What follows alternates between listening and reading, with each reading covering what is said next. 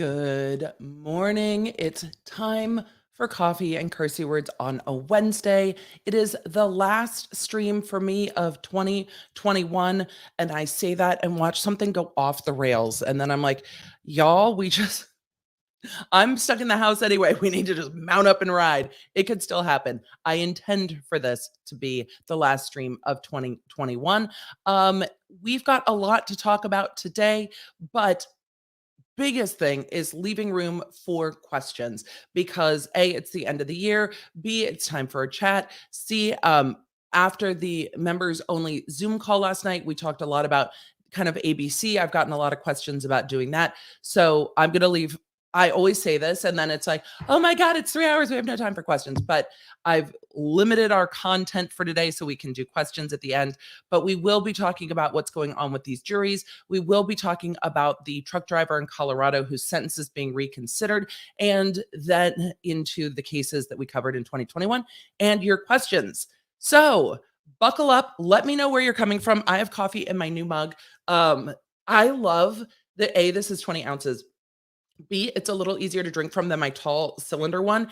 And C, it's got a handle. I don't know, handles and pockets. I love it. I love it. So yes, I'm a little under the weather. Yes, it's fine. We're just gonna have to go with it. I am so glad to see you all. Let me know where you're coming in from. We're just gonna roll it and get started. We're gonna just Hey there. If we haven't met yet, I'm Emily D. Baker, the badass lawyer and everyone's favorite legal commentator. I'm the host of The Emily Show, and I break down the legal shit behind the news and pop culture stories we all want to talk about. I have been a licensed attorney for over 15 years, but this is not legal advice. I should warn you, I'm a big fan of the Cursey words. This channel is where the law nerds unite to talk about facts, not fuckery. I love seeing you guys coming in from all over the world. The cats are just wandering my desk today. I don't know what's happening. Even George is in here. Hold on. I'm going to show you a wild George. George, you're never on screen. George is like, let go of me. I like to roam. I am a wild beast. I'm a wild beast. I cannot be contained. But he is my all ginger one. He's like, let me down. Let me down, Mom. He does not like being held against his will. Fred, on the other hand, is like a giant floppy baby who's like, I just love to be floofed.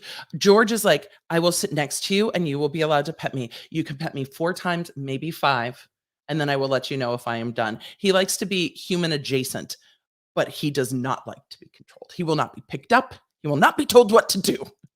And I can understand it. George is an independent, a much more independent little spirit where the floof Fred is a much more codependent little spirit, which is perfectly fine with me. I hope you all had a good holidays and a good Christmas break. We had a mellow Christmas here. The entire family is under the weather, but the lines for COVID testing are so long that we have not gotten COVID tested because we're not traveling and we're not seeing people. So we're just hunkering down, and then we will go COVID test before the kids have to go back to school, because it's like, well, if we do, we do. If we don't, we don't. Nobody's super, super sick. Everybody's bleh.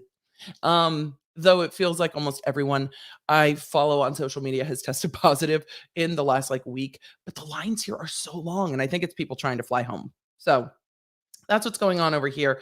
Just trying to maintain the voice and not feel terrible. So hello, Alaska. Yes, our Lori, our kittens are brothers. Well, kittens, they're almost a year. They're New Year's kitties, which is interesting, but they're almost a year. They are litter mates. They are brothers.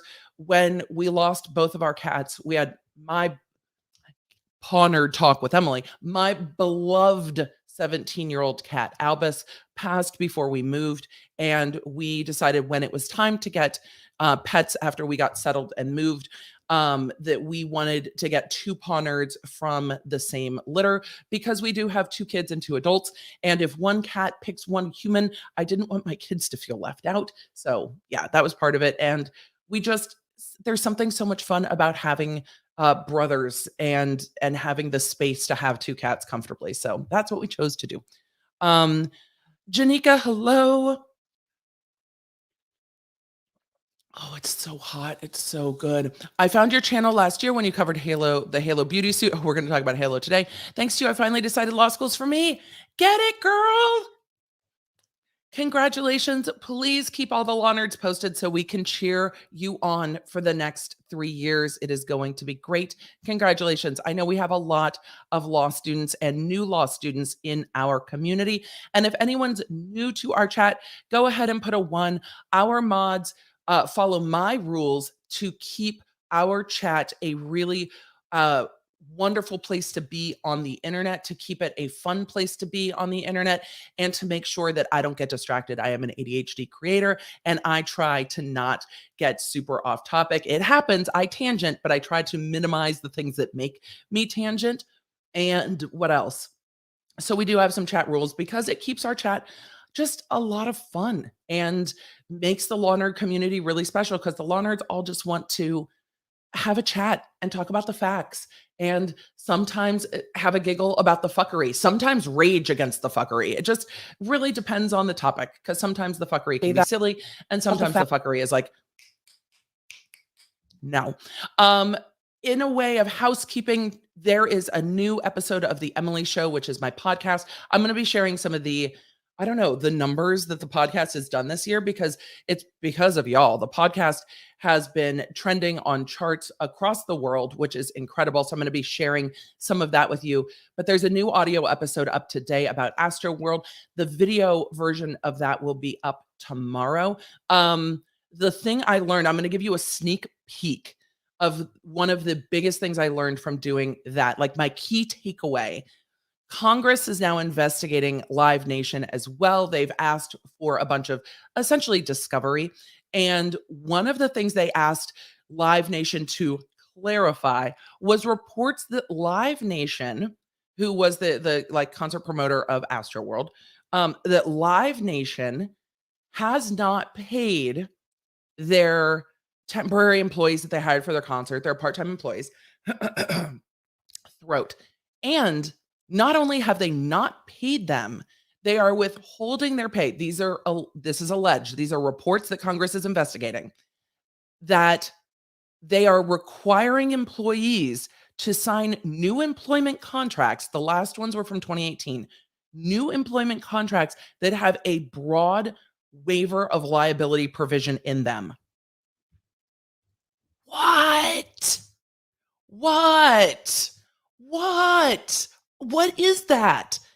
They want people to sign a larger liability waiver, or not a larger liability waiver, but a broader liability waiver that would cover Astroworld before they pay them.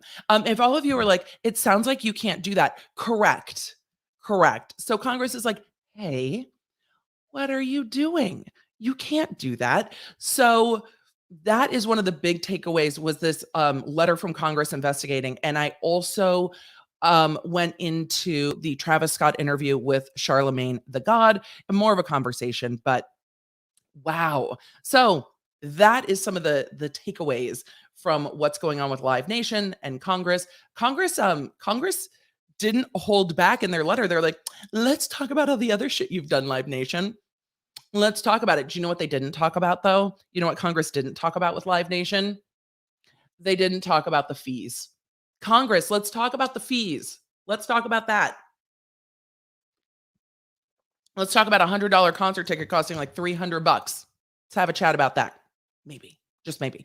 All right, we should get into our kind of quick bits for the day. It's going to be mostly quick bits. I should timestamp things. Replay crew, love you. There will be timestamps to get to the shit that you want to see first. So let's do quick bits real quick and talk about what's going on with these juries, because it's going down. Quick bits.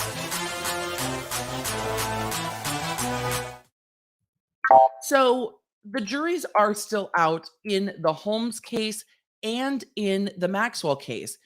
The Maxwell judge, let me pull up the article I was going off for Maxwell. The Maxwell judge is like, what we're not going to do is have a mistrial because of COVID, but we are getting into They've been deliberating long enough, and especially in New York. The Maxwell trial is in New York. The Holmes case is in Northern California. But we've been getting into this case long enough now with regard to the Maxwell trial that the judge said that they could consider a mistrial due to COVID, but they don't want to. So they're encouraging the jury to extend their deliberations and may keep them over the weekend. They're like, what you're not going to do is get a break.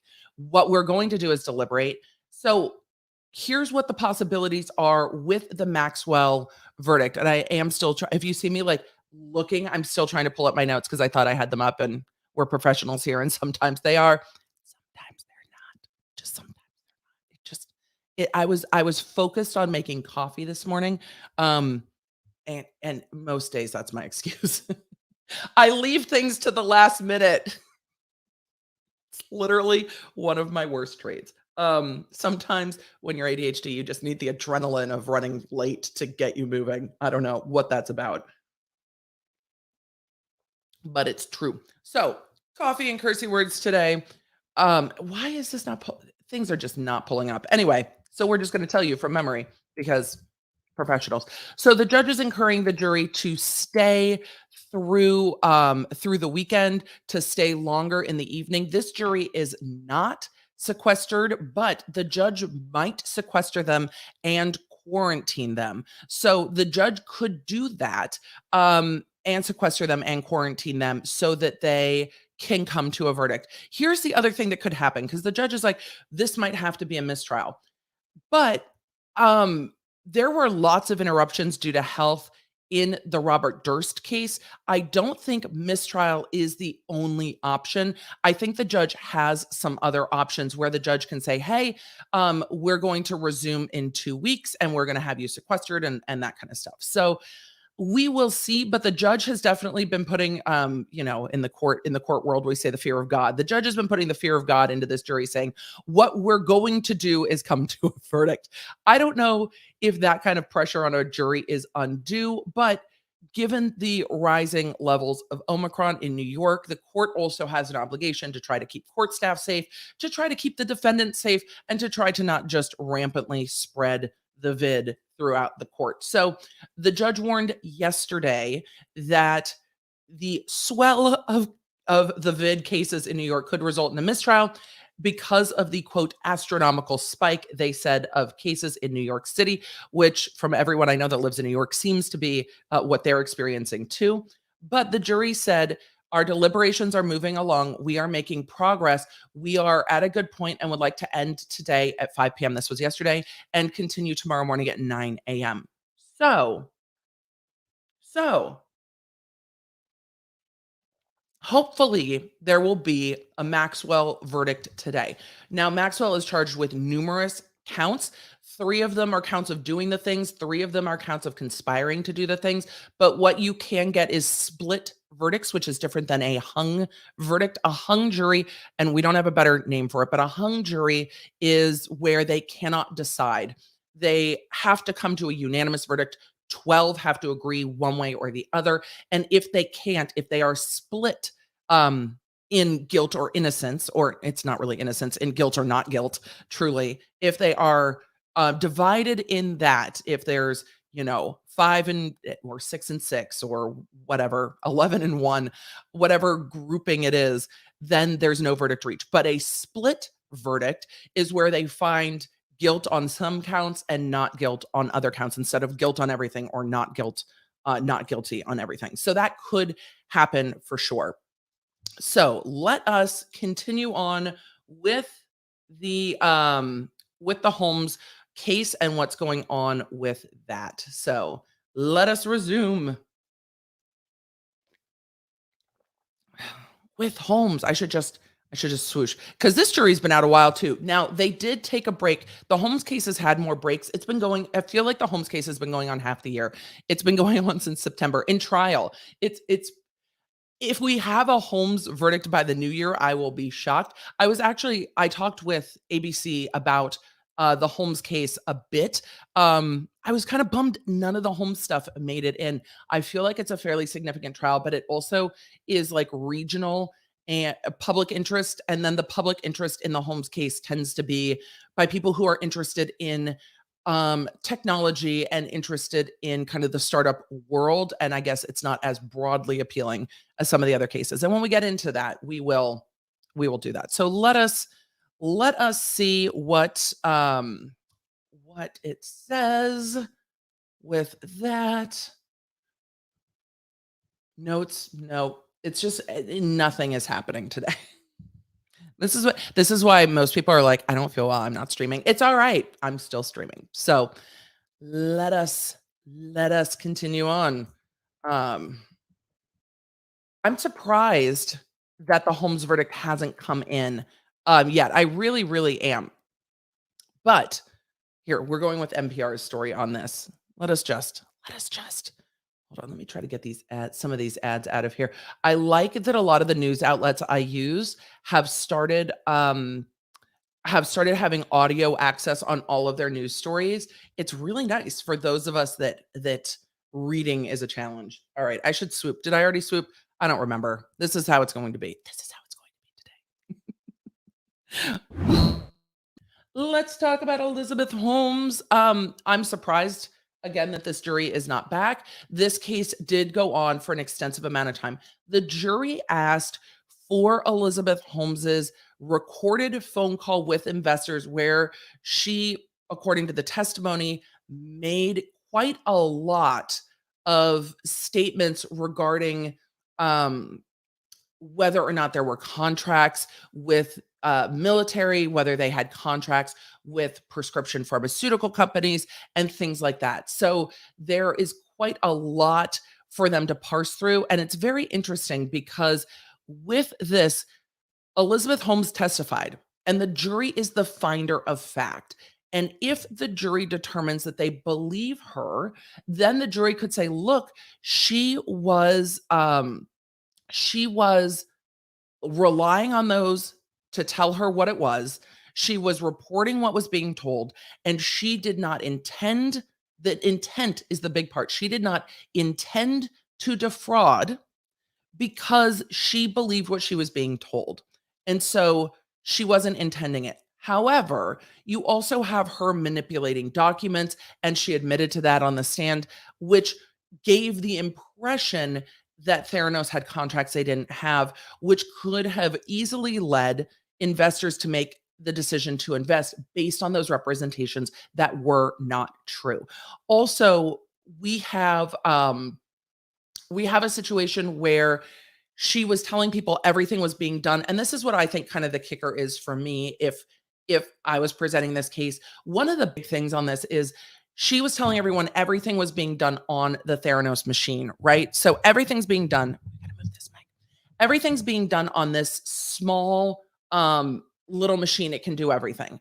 But then she modified standard commercial machines to run those tests. So modifying those machines and still telling investors that it was being run on this small machine, telling Walgreens that they could do it in the Walgreens store versus having to ship things up to Palo Alto, etc. Those are all things where she knew what she was saying, but was her saying it was all being done on the machine misleading enough? And I think for a jury, it can be. I'm not surprised there's not a quick verdict. The jury instructions, and we'll go over them. If the going over the jury instructions is helpful to you, just let me know in the comments or in the chat, because we did that on the Duggar case. We can go over some of the critical jury instructions for this and talk about what they have to decide when it comes to these fraud counts, if that would be helpful, so you know the language they're parsing through. Jury instructions are not well written. Fun fact. I got yelled at after a trial by a judge. She called in 3 of my bosses to yell at me, which at least, I mean, she didn't want me to be alone when I got yelled at, which is great. She wanted all my bosses to know. And she said that she thought I was showing a lack of regard or something along those lines for our elected officials by making statements about how confusing and awkward and difficult some of the jury instructions and laws are. First of all, the Judicial Council writes most of the jury instructions, so it wasn't just the elected officials I had issues with, but it's so weird that it's like, oh, Emily doesn't have disregard, doesn't have a high regard for elected officials. Weird. Weird that she questions everything and always has. Um, so strange. But the judge was like, because in my closing, I was explaining to the jury, these are hard to parse through. Um,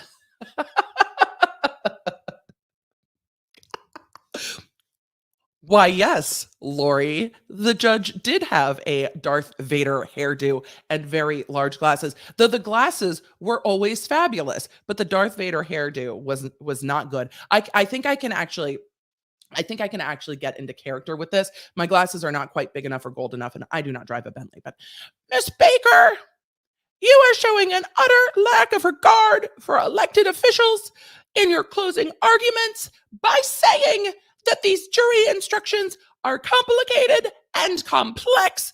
Jury instructions are complicated and complex. They use words that mean things very specifically in the context of the instructions, but not super specifically in the context of like life. So I always said, look, these instructions are complicated, and that is your lawmakers. These laws can be complicated. And when we talk about lawmakers making laws that sometimes play out the way they don't intend, we're going to talk about that when we get to the case in Colorado. But this judge and I did not always see eye to eye, and she fucking hated me. Most of the time, the feeling was mutual. Some of the times, I had a tremendous amount of respect for her because she was a smart judge, but she just had no tolerance at all for me. Mm. I also got yelled at for calling the jury "you guys" instead of "ladies and gentlemen" of the jury, and I was like, "Oh, Your Honor." Wait, just wait. Wait for the wave of younger attorneys to continue to use more common and regular vernacular. But that's just me. So fraud cases can be complicated. Ace Rockola, good to see you in the chat, friend. Fraud cases can be complicated. The jury instructions are complicated. What they have to go through is complicated. And they have months of testimony to go through and Elizabeth Holmes's days of testimony to go through. And I appreciate it. So the AP, or no, this is NPR. NPR telling us that experts say fraud is complicated. Yes. Yeah, yes, it is.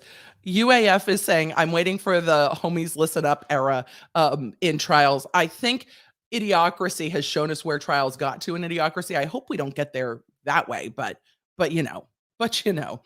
So with this, they're saying, according to a former prosecutor, the jury trial of former Theranos CEO Elizabeth Holmes has to look at what were you thinking when you were doing these things? That's accurate.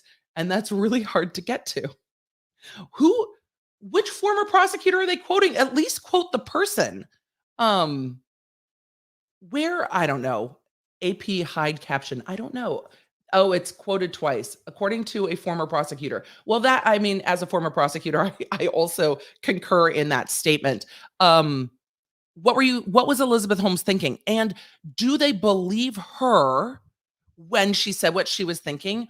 Or do they believe what the evidence indicates? And that can be really hard to parse for a jury too, because they have to now parse, where do we believe her and where do we not believe her? Because she's telling us that this is not what was in her mind. And they have to jump into her mind and see if she intended to defraud. Fraud can be hard, but the documents I find generally speak for themselves. They just have a lot to go through. I'm just waiting for the documentary with Amanda Seyfried. Like, that's really, I want to see what this verdict is, but I'm excited for the documentary. The image of Elizabeth Holmes has it as a disgraced former startup founder who careened her once high-flying blood testing company off a cliff has been etched into Silicon Valley history. I don't know if she careened it off a cliff. It feels like it never really caught flight because the things never quite worked the way she said that they did. I feel like if she had slowed her roll a little bit, and this is, look, I am not a startup founder. I am not in tech. I am not in medicine. This is literally Monday morning quarterbacking speculation. But I just wonder if she had said, right now it can do 10 tests, but in the future, we want it to be able to do 100 tests, 200 tests, and we're working towards it. And these are the challenges we're facing. I wonder if a slower approach would have gotten her there. But I wonder what drove that, like, the prosecution argued in her closing, she was out of time and out of money and then turned to fraud to get more money, to buy more time. And maybe that's what it was, that going slow was not going to work because she would have just continued to run out of money and the dreams never would have come true. And she was like, she was so all in that she had to continue to be all in. I don't find the defense's argument well taken that, well, she never cashed out. I don't think this was about money for her. She's made plenty of money. She is plenty wealthy. I don't think this was about money for her. I think this was about ego. And I think ego can be more powerful than money for people. So that's just what it is. So ego can do interesting things. They say that many who formed opinions about Holmes after watching the documentary, reading the best-selling book, or listening to a podcast on her former startup Theranos have been puzzling over why the jury has been debating the case against her for 5 days and still can't decide. Part of the reason the story of Theranos has looked vastly different over the past 4 months from inside a federal courthouse in San Jose, California, than it has from the outside. Oh, weird. Weird. It's like they're saying the testimony and the facts the jury has to part are sometimes different than reporting on a subject. Well, yes, because trials follow rules and evidence follows rules. And in the documentaries and the podcasts that I think are great, there's been a lot of great reporting on this. They're not evidence, and they also don't have her testimony in it. And her testimony in it is going to change things for a jury, and I think it's okay that they are considered. It is beyond dispute that Theranos, once valued at $9 billion, imploded after failing to meet its promises. Its and some whistleblowers that stuck by their ethics and said a fuckery is fuckery, and this is enough. So there's that. Nick Girl asked if I could read it in my Elizabeth Holmes voice. I don't think my Elizabeth Holmes voice is very good, but I will try. I have not listened to her enough to have an Elizabeth Holmes voice, but I want to do better at that. I am definitely not a voice actor, but one can dream. Like it's in the back of my mind. Let's see. We will try.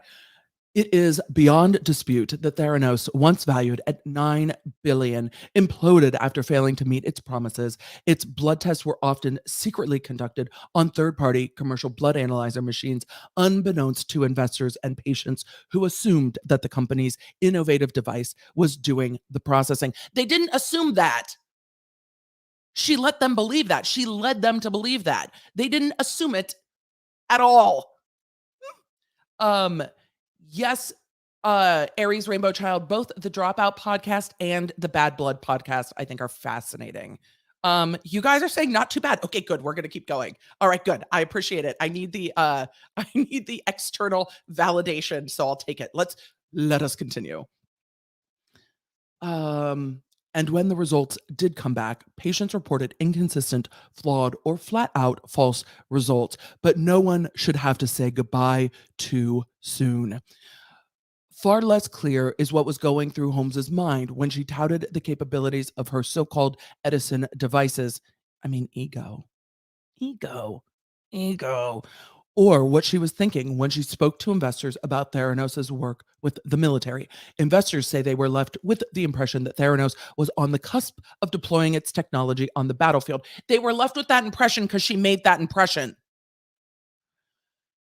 And on medevac helicopters in the Middle East to save lives when it was not. In testimony, there was one particular investor whose name I'm going to forget, who talked about why this was so critical to them as an investor, because with that, they had family members and I believe a brother that had deployed in the Middle East. And so thinking that this might help in the military was the thing that pushed them to push their company to invest. Like, this can save lives, this can change things, this can do better for our military. So really valid and heartstring pulling, meaningful mission, critical things. And she was walking that walk, and then had a board to back it up with General Petraeus on her board. So there was all this around that gave validity to these statements that allowed the assumptions to continue that she never, ever corrected. Holmes says that was never her intention when she spoke about the company's work. I didn't intend to defraud. I didn't intend to defraud. I just wanted them to give me money, and I didn't really say things that were all the way the truth. So so, you know, um, that was never her intention when she spoke about the company's work with the Department of Defense, which was remarkably limited. The work was, but the other wasn't. So, and El Husky said that lowering your voice as a woman in business is a coping mechanism. It's code switching. It's not deceptive. I don't think her lowering her voice was deceptive at all. I think it was part of the persona that she created. Lots of CEOs create personas. Um, I don't doubt that she was told by Sunny Balwani that she needed to kind of man up the way she dressed, the way that she spoke, and that I think some of that was not just to be more, I don't know, passing in a male dominated field, but also to not seem so young, because I think her age was also part of it. And if she came across as more giggly and silly, that then investors may not take her seriously. So I think it is well put. I got made fun of for having a deep voice my entire life. So I always am like, why would you why would you choose this? So this is just, you know, the lowering her voice is very interesting to me because it speaks more to her, how she needed to conduct herself. I don't think the voice was manipulative. I think the words that came out of her mouth were manipulative. And I think the things she allowed to go on were manipulative. I also think hiring pit bull lawyers to perhaps intimidate, threaten, silence, as they've alleged, the whistleblowers, speaks volumes to me. So let's talk about Holmes on the witness stand. Holmes took the witness stand, a rare move for a defendant in a white collar criminal case. It's true, but here's why it's true. In white collar cases, again, the jury has to get into the mind of the defendant. And if the defendant doesn't take the stand, it's a lot easier for the defense to say, you can never understand what's in her mind. You can never understand what she's thinking. You don't know. So that matters, that she takes a stand and say, I didn't know. So we will continue. So Thornback is saying her hair looks fabulous there, not gonna lie. She's had people showing up as cosplay. There are a lot of people who think that this was maybe not criminal and maybe just marketing practices. And that's the same argument we're gonna see in the Jen Shaw case. Um, I wonder how much the legal team, and I wonder how much Jen Shaw is paying attention. I imagine Jen Shaw herself is not paying attention. If you follow me on Instagram, you will know why I believe that, because of what she posted yesterday. It should still be in my stories. I think that Jen Shaw's probably not paying attention. I wonder if her legal team is, to see how these things are playing, because some of the arguments are going to be similar. It wasn't misleading. It wasn't fraudulent. These are marketing practices. And maybe the marketing practices are on the cusp. But if the marketing practices are on the cusp, that's not criminal. That's not fraud. That's regulatory. That's the FTC, and not the Fed, not the federal government criminally prosecuting you. So we'll see. Let us finish. Not after. Over. This is much harder than I anticipated. Over 15 weeks of testimony, prosecutors summoned nearly 30 witnesses. I think it ended up being like 35. Oh no, that's with the defense witnesses. Chip. Let's continue on. 35 total. Nearly 30 witnesses to the stand to make the case that Holmes duped investors and patients about her blood testing technology, and that she knew exactly what she was doing the whole time, lying about her company to generate hype and hundreds of millions of investment dollars. If the testimony is to be believed, prosecutors say the jury should find her guilty of 11 counts of wire fraud and conspiracy to commit wire fraud, which is punishable by up to 20 years in federal prison each, but not all of those will be sentenced on each, because some of them will merge into other ones, because, lesser included crimes and conspiracy crimes. But Holmes' side of the story adds complexity to what the government is trying to sell to jurors. She took a gamble and testified over 7 days. It is rare for a defendant in a white collar criminal case to take the stand because that exposes them to sometimes withering cross examination from the government. Jen Shaw wants to take the stand, right? Like, we know that in her gut, she's like, I'm going to tell you people how it is. We know that. Holmes, though, had an impressive performance, legal experts say. As she testified, she was focused and thorough, except when she couldn't remember shit over and over and over again. Just saying. But I didn't watch it, and it might have come across different. Again, reading it is different than being there. Um, she said that the company responsibility was shared by other managers and deputies. Look, I relied on professionals. It's not my fault for relying on professionals. So it's not my fault. Lucas Carter asked a critical question. Who were the co-conspirators and were they charged?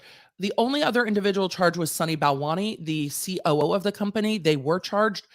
The defense asked to split up the trials. So Sunny Balwani will be tried later in 2022 after the Holmes trial, which always makes it difficult.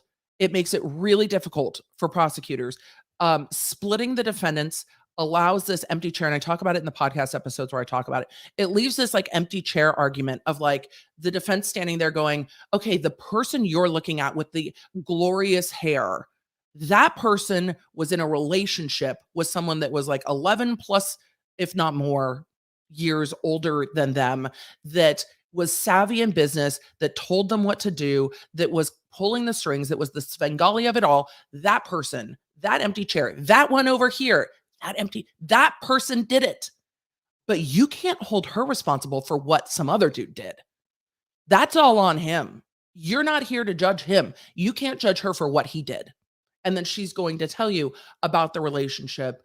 She's going to tell you about how she felt controlled and abused and manipulated. She's going to tell you about how she was young and she was vulnerable. And this experienced businessman took her under his wing and started a romantic relationship with her. And she just went with it and couldn't say no.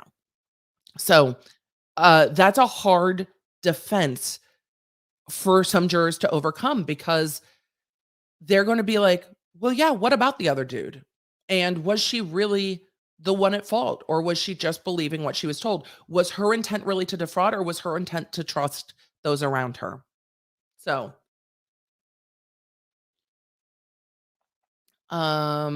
let us continue. Holmes, though, had an impressive performance, legal experts say. We did that. We did that. Looking back, she said she wishes she would have handled many things differently, like getting the consent of pharmaceutical companies before affixing their logos on reports validating Theranos technology and not retaliating. And not retaliating. It would have been great to not retaliate against whistleblowers. That would have been ideal. And not retaliating against ex-employees who blew the whistle on the company. I sure as hell wish we had treated her differently, Holmes said of Erica Chung, who became a key Theranos whistleblower. I bet you do now that you're sitting on trial. It's amazing how things can shift. Holmes also delivered impassioned and tearful testimony accusing her ex-boyfriend and number 2 at Theranos, Sunny Balwani, of emotional and sexual abuse. Balwani, who denies the abuse, thank you, reporting for saying that these are allegations. Balwani, who denies the abuse, is facing a fraud trial on the same charges in February. Because the two are pointing the finger at each other, the judge agreed to allow them to have separate trials.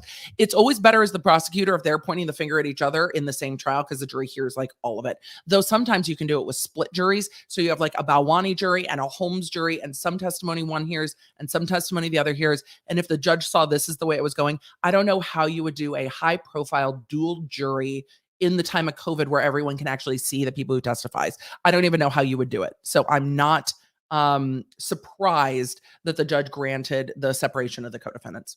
But the government has to do this all again. Mostly the same witnesses have to come back and testify all over again. Holmes' testimony may have shaped how the jury sees her and how they feel about her, which underpins how credible her side of the story is, according to Caroline Pelosi, a white Polisi, a white-collar criminal defense attorney in New York. She has a meticulously well-crafted persona. Yes, she does. She paid for all of the people to craft that persona. She went to great lengths to be perceived as a powerful and controlled person.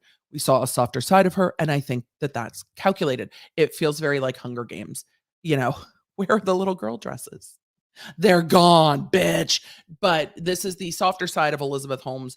I think that is probably well crafted, but you can't have it both ways. You can't be the one in charge and then say, but I'm not responsible for any of that. And the jurors will likely see through that. They go on to say that for jurors, there was a lot of mixing together the alleged crimes, the high standard of the law, and the persuasiveness of Holmes, a seasoned pitchwoman who brought in nearly $1 billion in investments after becoming the eccentric public face of the company. For 5 days, jurors have been deliberating Holmes's fate in private, trying to come to a consensus on the charges after the judge in the case read 39 pages of instructions. Did they link the instructions? Oh, they did. I will link these for y'all. Let me get to the fraud one real quick. God bless NPR. Let me see if there's anything else. They also go on to say, don't read too much in the jury taking its time to deliberate. It's not uncommon that juries in high-profile white-collar crimes deliberate for 5 days or longer. As a prosecutor, I was always very nervous when the jury deliberations took a long time, but it's almost impossible to know what it means. But remember, for the jury, there's just a lot to remember over a 4-month trial. There is, and they really are going to want to go through everything, and it's a lot. Oh my God, you guys! Diva is in the chat, girl. It's so good to see you, Diva. We know you are fabulous, but we know you are busy and fabulous, but we are so happy to see you. I'm so happy to see you. Yay, hi. So with that, fraud is complicated. There's a lot of testimony. It's a high profile case. They're going to want to give it the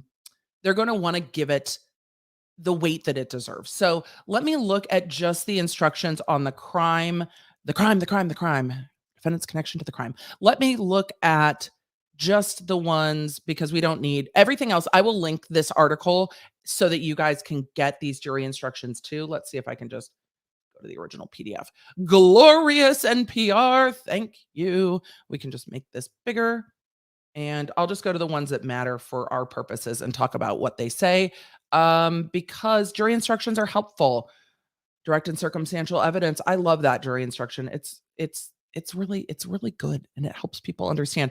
And you guys can learn a lot about the law from the jury instructions. Look, if you are ever if you are a law student that is going to be a lawyer that is going to go to trial, you can look at what the law says, but you have to look at the jury instructions to figure out if they work together well, because sometimes you can craft your own, but you cannot decide how you want to run your case without knowing everything in those jury instructions. You begin at the close, and that is the best advice I can give anyone. Okay, credibility of witnesses, activities not charged, separate consideration of multiple accounts. A separate crime is charged against Ms. Holmes in each count. You must decide each count separately. Your verdict on one count should not control your verdict of any other count. You have to decide on the underlying crime and on the conspiracy to commit the crime, each separate count. On or about defined, dual role testimony, that's for experts. Charts and summaries not admitted to evidence are just demonstrations, they're not evidence. Conspiracy elements, all right, this is 2 page and a half. This is the elements of conspiracy. This is what the jury has to find. Ms. Holmes is charged in counts 1 and 2 of the indictment with conspiring to commit wire fraud. Ms. Holmes is charged in count 1 of the indictment with conspiring to commit wire fraud against investors. Holmes is charged in count 2 of the indictment with conspiring to commit wire fraud against patients. I will define wire fraud later in these instructions. So this is just the agreement. They have to find the conspiracy and the wire fraud. Does that make sense? Adam McIntyre. So we have so many friends in the chat today. Good to see you too. Adam McIntyre might be the only reason that I go to VidCon, to be honest. Because then we can go to Disneyland and it would be so fun. All right. I will define wire fraud later in these instructions. So they have to find both. In order for Holmes to be found guilty of either count, you must all unanimously agree with respect to each count that the government has proved each of the following beyond a reasonable doubt. First, that there was an agreement between two or more persons to commit wire fraud as charged in the indictment, and that Holmes became a member of the alleged conspiracy knowing of at least one of its objects, one of the things they're going to do, and intending to help accomplish it. A conspiracy is a kind of criminal partnership, an agreement of two or more persons to commit one or more crimes. The crime of conspiracy is the agreement to do something unlawful. In my brain, I read that as awful. And I had to look, I've got my new Erlin glasses. It makes it a little easier for me to track. So when I saw awful, I was able to go back and see unlawful instead of just awful. I think the other would work though. It is an agreement to do something unlawful. It does not matter whether the crime agreed upon was committed. Remember, as we're talking about this, conspiracy are elements in the Maxwell case too, and the conspiracy instructions in the Maxwell case are going to be substantially similar to this. The agreement to do something unlawful, whether or not the unlawful shit actually happened. For a conspiracy to have existed, it's not necessary that the conspirators make a formal agreement or that they agree on every detail of the conspiracy. It is not enough, however, that they simply met, discussed matters of common interest, acted in similar ways, or perhaps helped one another. Nor is it enough, standing alone, that they had a business or romantic relationship. I think that that was added in for this case specifically. You must find that there was a plan to commit wire fraud as alleged in the indictment as an object of the conspiracy, with all of you agreeing as to the particular crime the conspirators agreed to commit. Did they agree that they were going to commit wire fraud? Or really, what did they agree to? Did the shit they agreed to mean it was wire fraud? Or did the shit they agreed to amount to wire fraud? And we'll get to wire fraud in a mini min. One becomes a member of a conspiracy by willfully participating in the unlawful plan with the intent to advance or further the same object or purpose of the conspiracy, even though the person does not have full knowledge of all the details of the conspiracy. Jen Shaw, you should probably read these as you decide to continue to go forward in trial. Just to know, because Jen Shaw is charged with just the conspiracies and the conspiracy to commit wire fraud. So this is absolutely part of what's going to go on in that trial too. Look, I'm living my best. I was a TA for my white collar crime professor in law school. Talking about white collar crime, I am living my best. When I interviewed for the DA's office, I talked about my love of fraud crimes and white collar crimes. The former DA of LA County, Jackie Lacey, was one of the people that interviewed me and was like, "You realize that you're not going to get to just do those crimes right away. You're going to have to do like, you know, assaults and attempted murders and stuff." I'm like, "I'm aware, but this like." Fraud crimes are where my heart is as a prosecutor. They are fascinating. The criminals are clever. The schemes are complex. They're different. They're interesting. It's just anyway. I enjoyed fraud crimes. So this is where I spent the most of my academic focus because I enjoyed it the most. All right. Further, one who willfully joins an existing conspiracy is as responsible for it. George, really? Calm down, bro. He's like, no.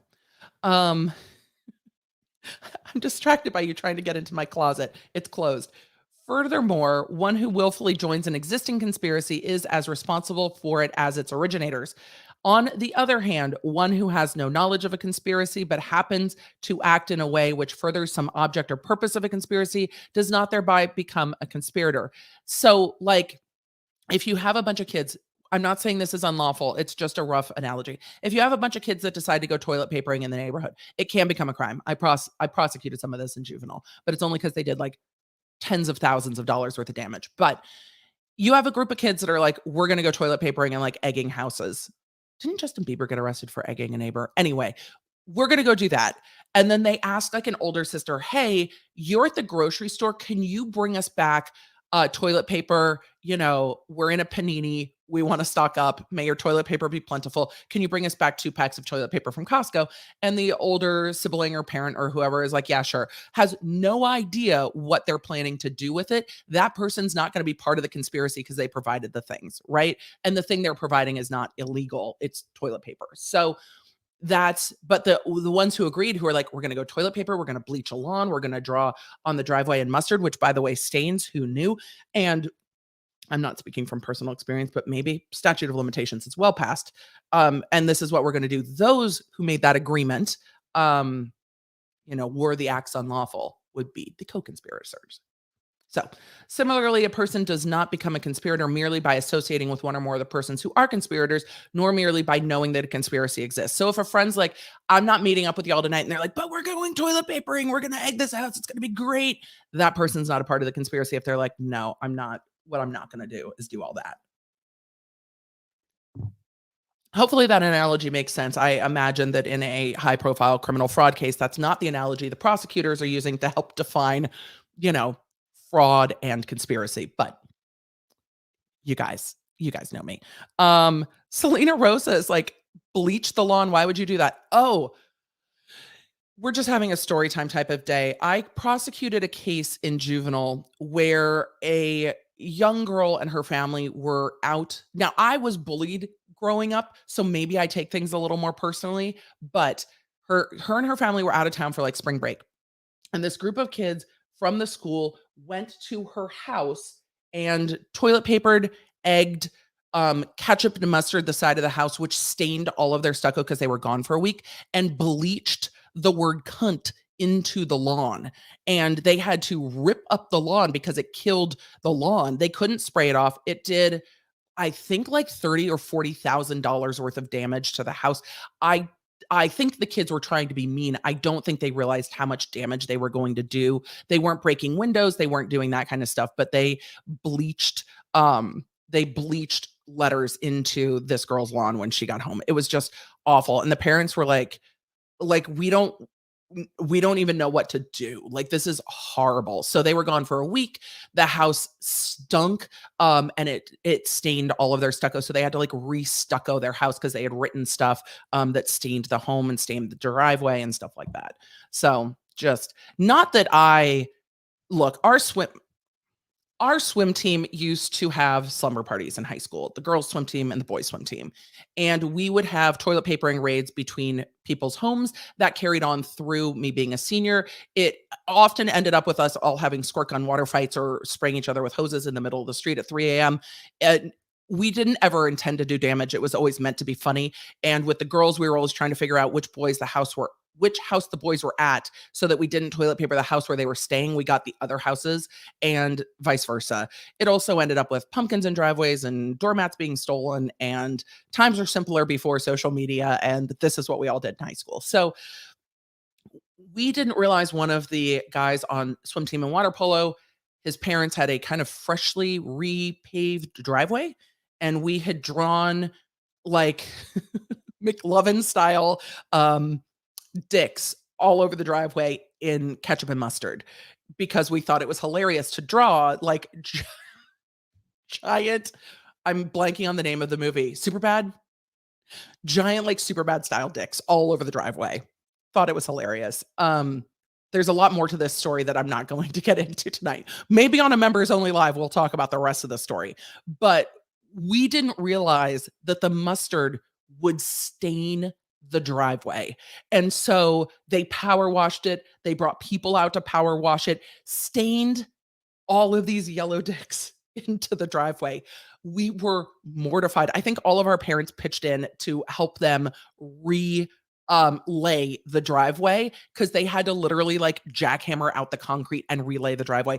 I had no idea that was going on. So it was just. So we enjoyed toilet papering. We never bleached anything. We never ever did mustard again because we had no idea. So now y'all know. That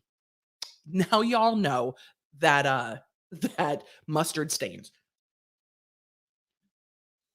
But yes, it was fun. We would The girls would have a sleepover, the boys would have a sleepover, and we would run around our small town trying to toilet paper each other's house without getting gotten. It ended up with me going to another high school in the area's prom, and my parents were out of town, not out of town. My parents were out with my brother, and my bedroom window had been open, and the members of the swim and water polo team, who I will not name because they are professionals with professional jobs, and some of them are in law enforcement, broke into my parents' house and toilet papered the inside of the house, which I have to give it to people. That might not happen today with the amount of like Ring doorbell cameras and in-home cameras, but they broke into my house and toilet papered it from the inside. So from the outside, you couldn't tell it was toilet paper, but when you went inside, the entire inside of the house was toilet papered. They toilet papered around like all of the utensils in the drawer. They toilet papered things inside my bedroom.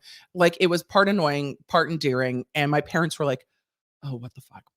But they had called the house. Here's how they knew my parents weren't home, and then we will get back to Elizabeth Holmes. Here's how they knew my parents weren't home. They called my parents' house, and they were in either the side yard or the backyard. Called my parents' house and heard the answering machine pick up, and they knew that they weren't home, so they were comfortable. I mean, I might have dated one of them, so they knew how to get into my bedroom window. We're not going to get into that story either, but they heard the answering machine tape pick up and play in the house, and therefore knew that my parents were not home. Things that could never happen today. Things that could never happen today. Captain Wee the Barney asked, did I successfully prosecute the kids? The kids who did the toilet paper and got a very stern lecture from me about how detrimental bullying is. They were on probation. They wrote an apology. They got a stern lecture from the judge. There was some restitution, and they did some community service. So yes, we prosecuted the kids, but also I think coming into juvenile court was enough. But there was one of them that just kept rolling their eyes at me. And I was like, I'm trying not to be triggered, but you look like every girl in high school that's ever been mean. And I'm like trying to breathe through it because it was like, it's like, no, it's not dumb. You did so much damage. The rest of the girls felt terribly remorseful, but there's always going to be a Regina George in the group, isn't there? All right, let us continue on with Elizabeth Holmes. We're sorry for the long and winding interlude about old technology and things that could never happen today. It's like Home Alone would never happen today. It'd be like, hey, Mom, you left me. Oh, okay, honey, let me get an Uber back from the airport.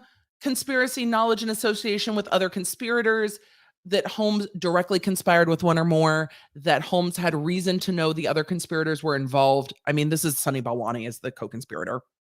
That Holmes had reason to believe that whatever benefits Holmes, might get from the alleged conspiracy were probably dependent upon the success of the entire venture. Yep. I mean, she knew that the business was going to have to do better to succeed.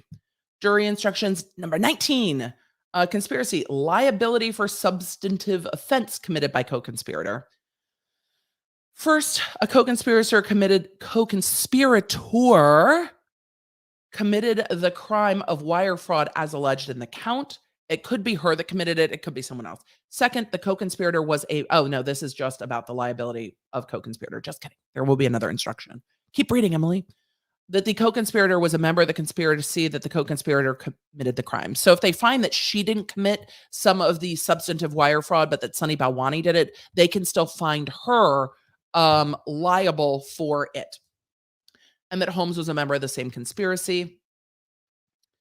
You may find Holmes guilty of wire fraud against patients who paid for Theranos' blood testing services, as charged in count 10 through 12 of the indictment, if the government has proved each of the following elements beyond a reasonable doubt. So this is the part of the wire fraud. A co-conspirator, why can't we say conspirator? A co-conspirator committed the crime of wire fraud as alleged in that count. The co-conspirator was a member of the conspiracy charged in count 2 through count 2 of the indictment. The co-conspirator, the CC, committed the crime of wire fraud in furtherance of the conspiracy. Holmes was a member of the same conspiracy. At the time, the offenses charging counts 10 through 12 were committed by the co-conspirator, and the offense fell within the scope of the unlawful agreement. So this is why the jury's got to go through each and every one of these. Are you guys like, oh my God, my head's about to, yes.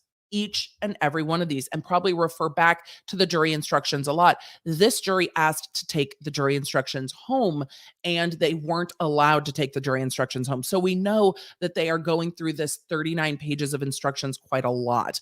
So this instruction on wire fraud goes to counts 3, 4, 5, 6, 7, 8, 10, 11, and 12.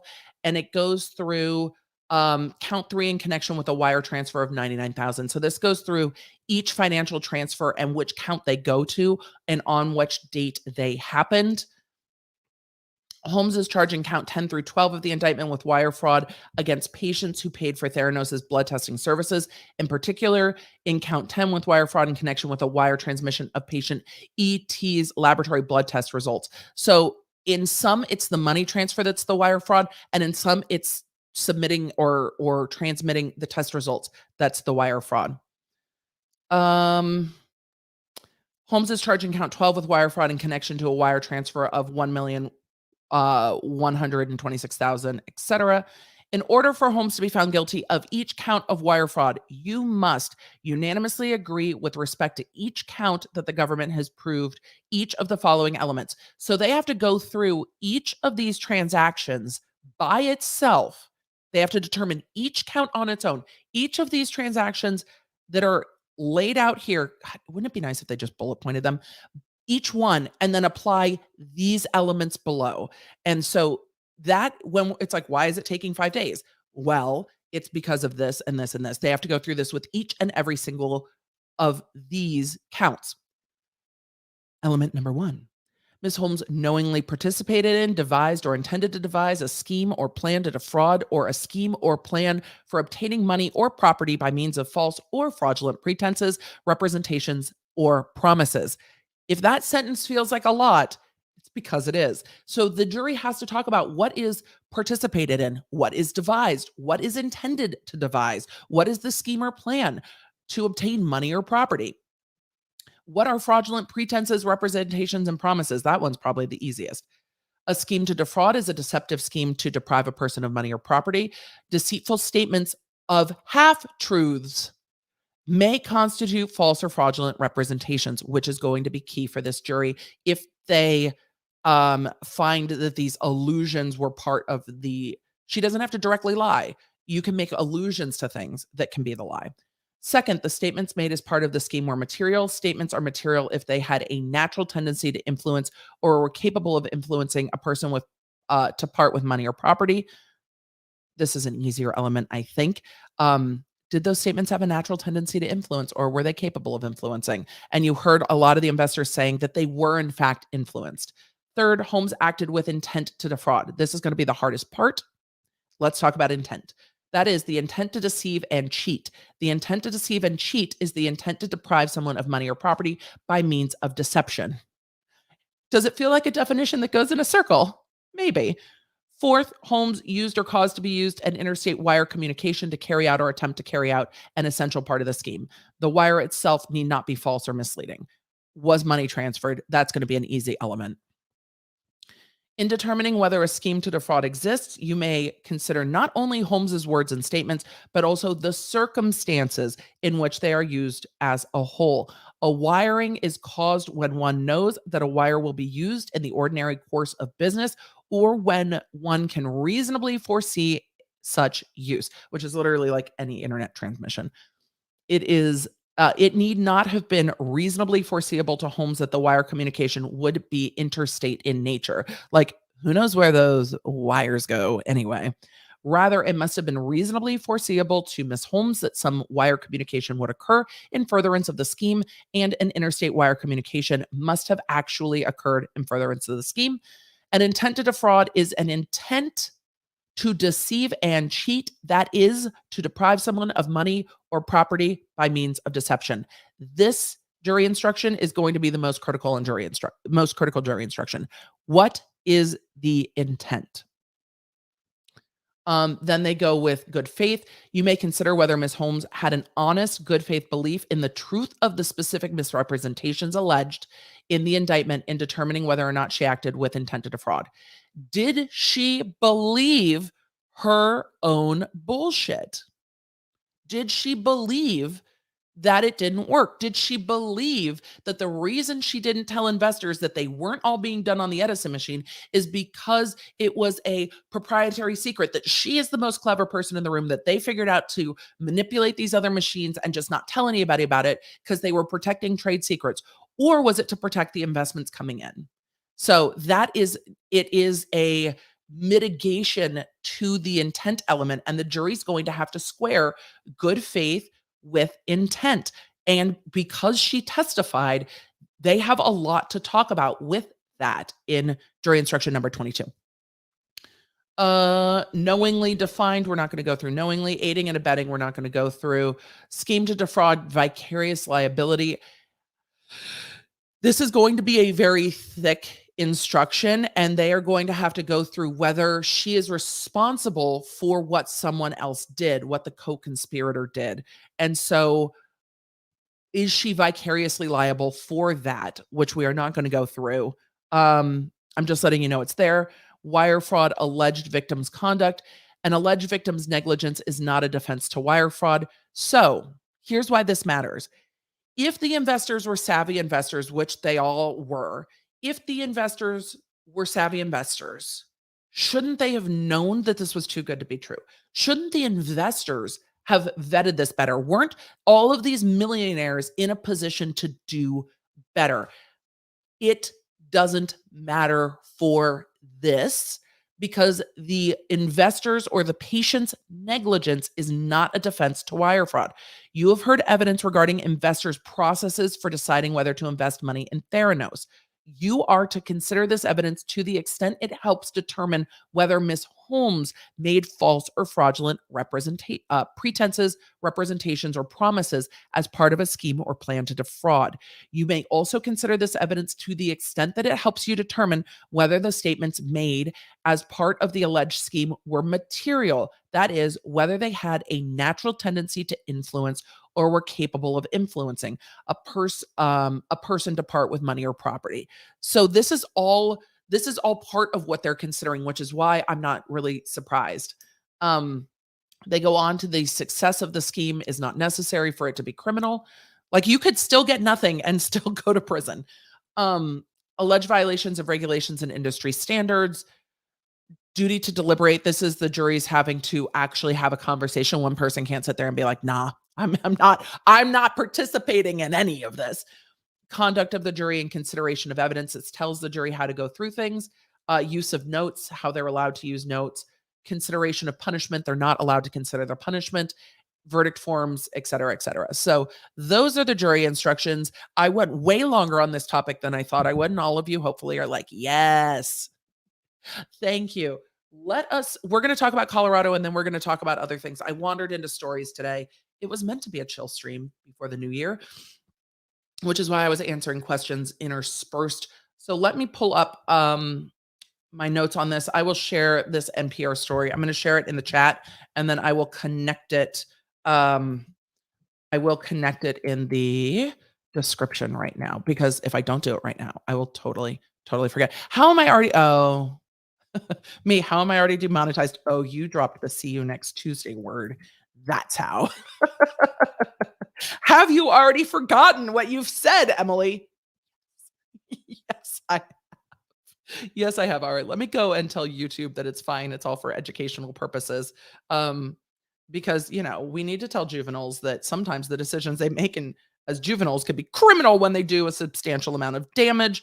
And that bleaching people's lawns is a bad plan because it can be real. Landscaping's expensive. Shit you don't know till you're an adult. Landscaping's expensive. Like, grass doesn't just happen. All right, let us continue. We are going to talk about the Colorado case, and then we are going to talk about we're going to do questions in the cases that we covered this year. I will answer questions about the ABC stuff and all of that. I still have not reapplied lipstick today. We're going to reapply lip gloss today because that's all we got. This one's Laneige. It's really cute. I generally don't like pot lip glosses. Why are we talking about lip glosses? Because this is important. I have nails. I love nails. Pot lip glosses are hard with nails. This one comes with like a little doodauber, so that you don't have to stick your fingers into it, which makes me so happy. So We're gonna just gloss it up. I love this particular lip treatment. So, and then you just put the little doodobber back in. It's so great. All right. I have never heard of this publication before, but I loved it. So we're going with motorbiscuit.com for kind of the summary of this case. Why am I calling it the truck driver in Colorado case? Because that's how it's been referred to across the internet. And I have written his name down and I don't, there has been a very large petition on this case. I should swoop. Let me swoop. Let me swoop. We're going to explain what happened. Oh, I should timestamp when I swoop. So, truck driver in Colorado. This is a case coming out of a large accident on I-70 in Denver.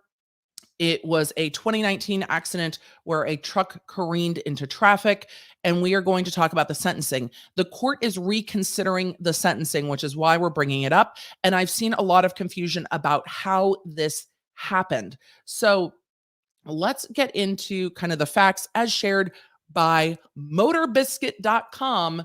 Look, I assume they just talk about car stuff, but I'm here for it. I thought the article was quite good. So I will link the articles I refer to down below for sure. A truck driver crashed into traffic on Interstate 70 in Denver, Colorado, killing 4 people back in 2019. According to CNN, the man was sentenced to 110 years in prison on Monday. So this is an article from when this happened back in the early December, and this is also going to be reconsidered. So I will go through and it will be we'll talk about why it's being reconsidered. What happened during the crash to get this man over a century in prison? This person, by the way, was not under the influence, does not have a prior criminal record, and there were brake complications with this semi-truck. So there are some mitigating factors. It is a very high sentence, and we will talk about why it's a high sentence and talk about how sometimes the law does not work together with every single case and why looking at each case and looking at each person and looking at the facts matters.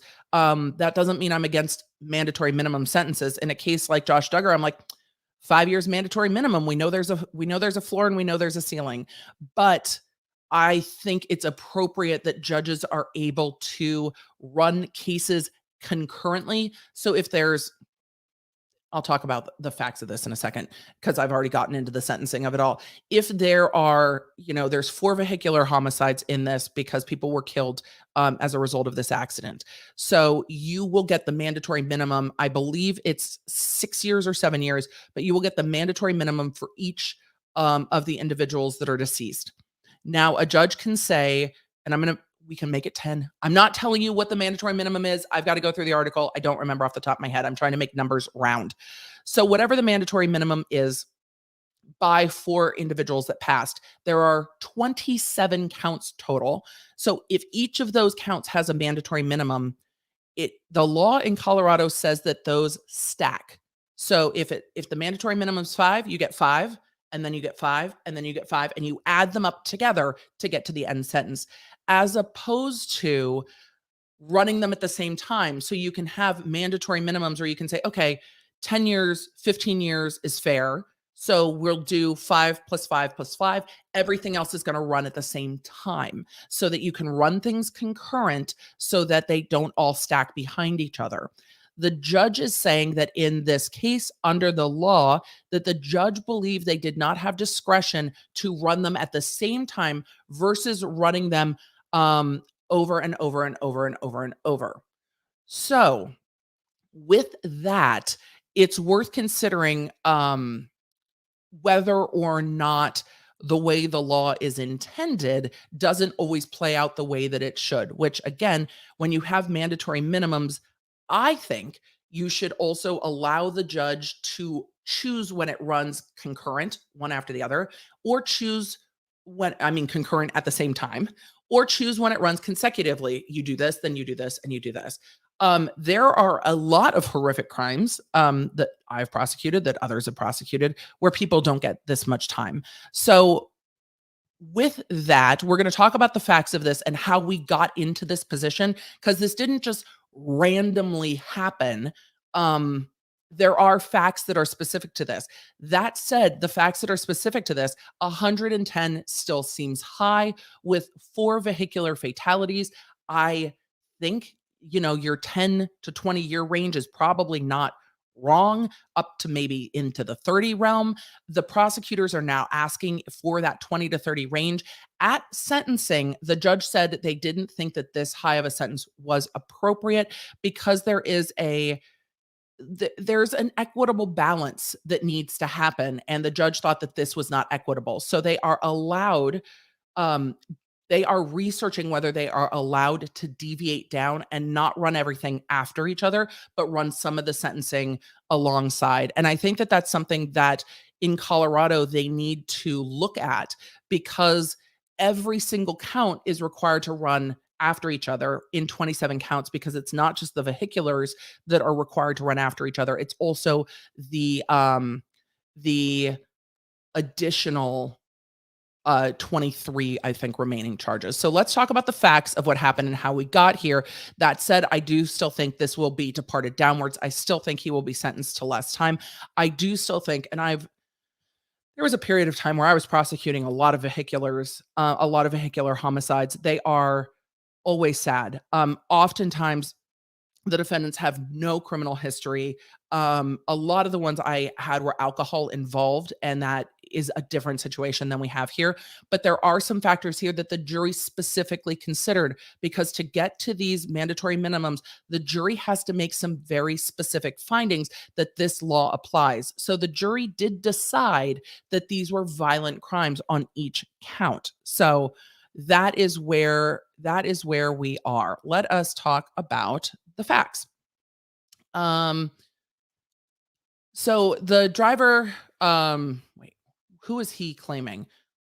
I don't know who he claimed is. He claimed that the driver of a semi-truck trailer was traveling at 85 miles per hour when the brakes failed. That's what was proven at trial, that it was a 35, or it was like a 35 mile per hour area, and the driver was going 85. That speed is part of what factored in to the jury's decision, because it's like, but for you going this speed is kind of the reckless disregard. And we'll get to the charges in a minute with that reckless disregard. After attempting to pull over to the shoulder to avoid traffic, he abruptly reached another semi already there. This crash led to a 28-car pileup. 4 people lost their lives. Another 6 people were seriously injured and needed to be rushed to the hospital. The driver was found guilty in October and convicted of the vehicular homicide and 23 other charges. The remaining 23 charges include 6 counts of assault in the first degree, 10 counts of attempt to commit assault in the first degree, 2 counts of vehicular assault, 1 count of reckless driving, and 4 counts of careless driving causing death. So with the assault in the first degree, those were found with the enhancement, or with the specific finding of gross indifference. And the gross indifference is part of what tacked this sentence up.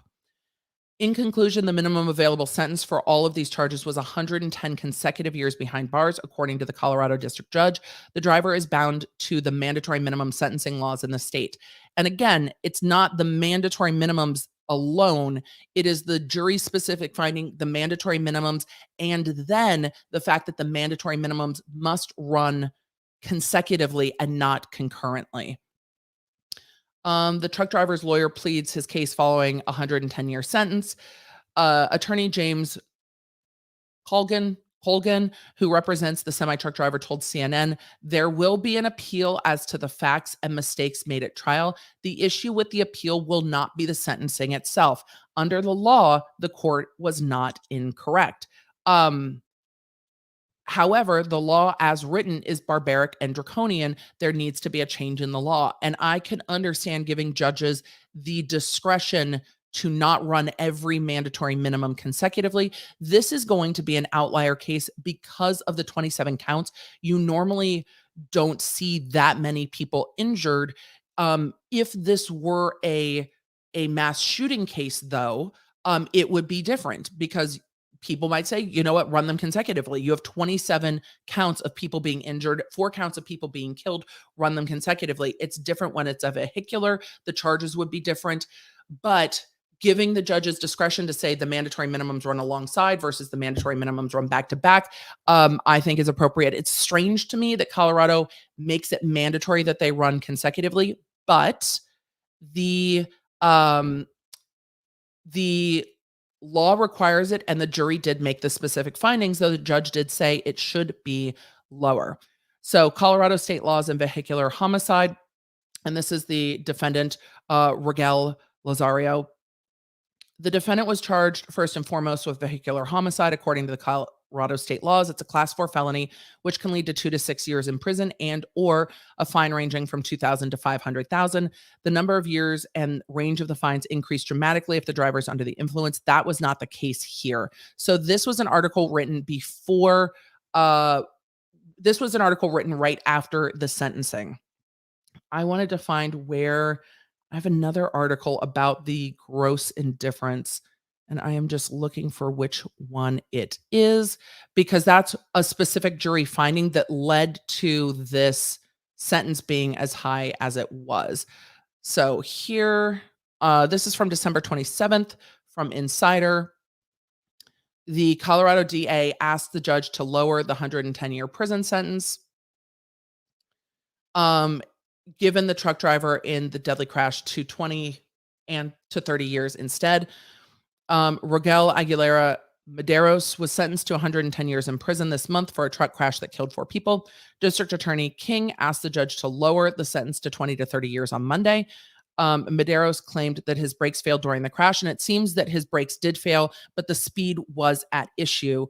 One of the things that the prosecutors also argued at trial was that there were multiple turnoffs and that the truck driver could have turned off into those ramps, and they argued chose to ignore the ramps. The defense said the truck driver was trying to process what was going on, trying to stop the brakes, and the brakes weren't working and did not pull off because the brakes failed.